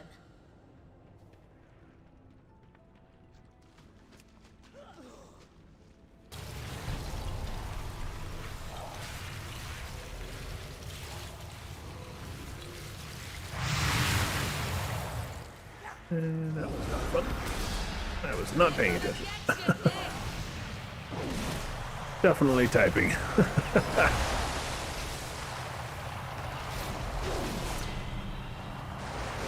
Come on.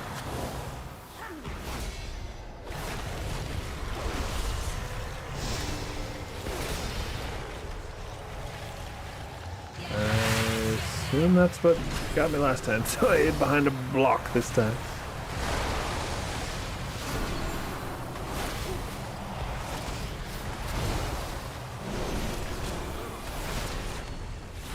Nothing can stop us.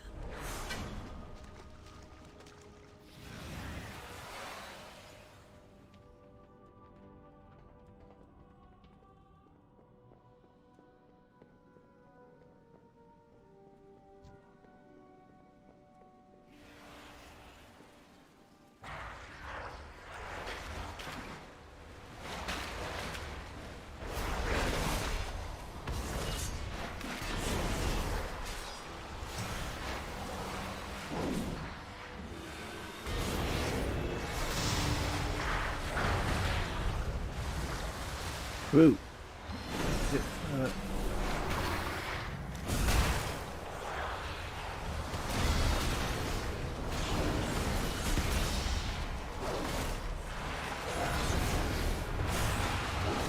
Oh man, I'm bad. I keep getting hit by those. Oh, I swear I was out of the way on that one. I was fucking waiting for it. I was watching and everything.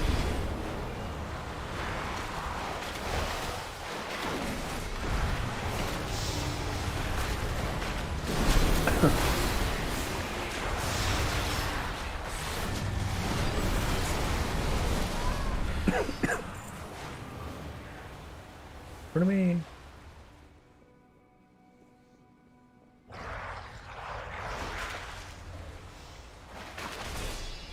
Fools! Do you not see what that wretch Tyr has done?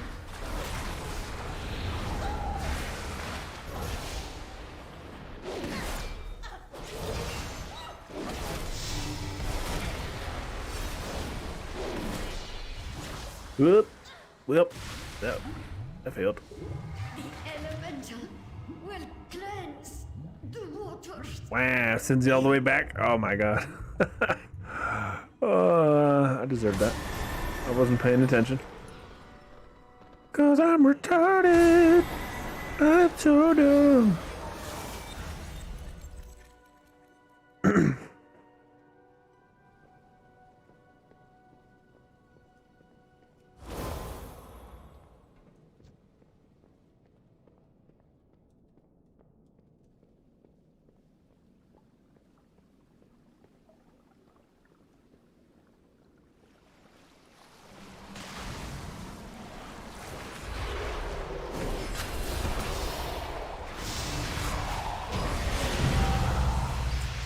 Yeah, I was so helpful. I did nothing.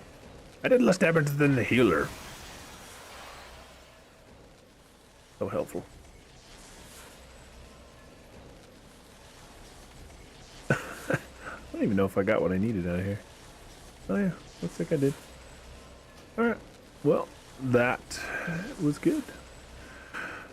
Had to run a few time walkers. I don't know if I'll do that right now. I'll do that later. And also, part of why I got distracted and hit by that boss, damn near died, on that other poll was because what I was distracted by in chat was that they,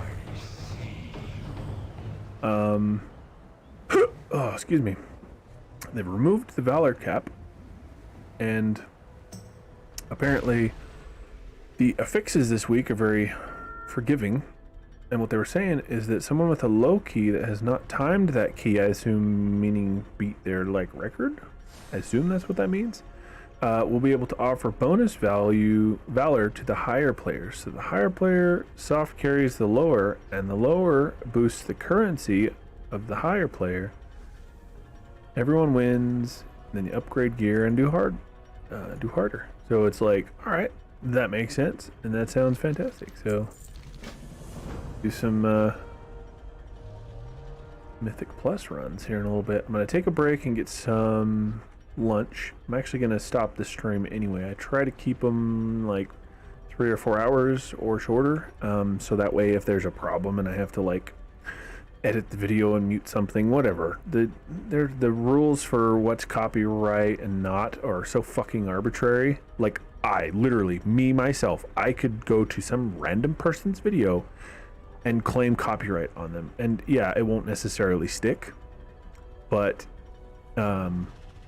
it would cause that video of that person during the time where it's investigated to not receive ad revenue. And so sometimes I just gotta refresh my shit every once in a while, make sure that the video hasn't been ad limited for some stupid reason, and fix it if it has been. And it almost never happens, but on the few occasions that it has, at least one of the times that it happened, there was nothing I could do about it because I couldn't edit the video and mute whatever section was supposedly claimed or whatever.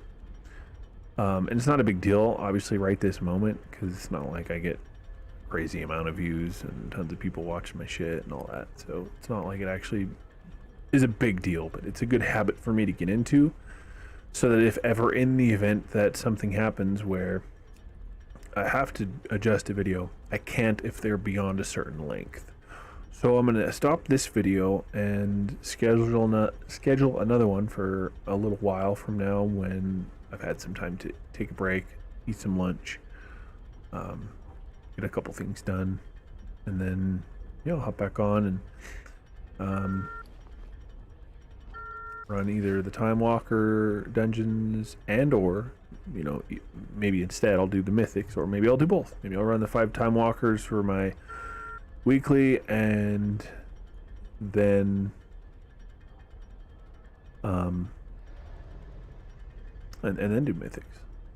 So we'll see. Yeah, I'll end this stream here and we'll be back in a little bit. We'll stream again in a little while. Catch you guys soon.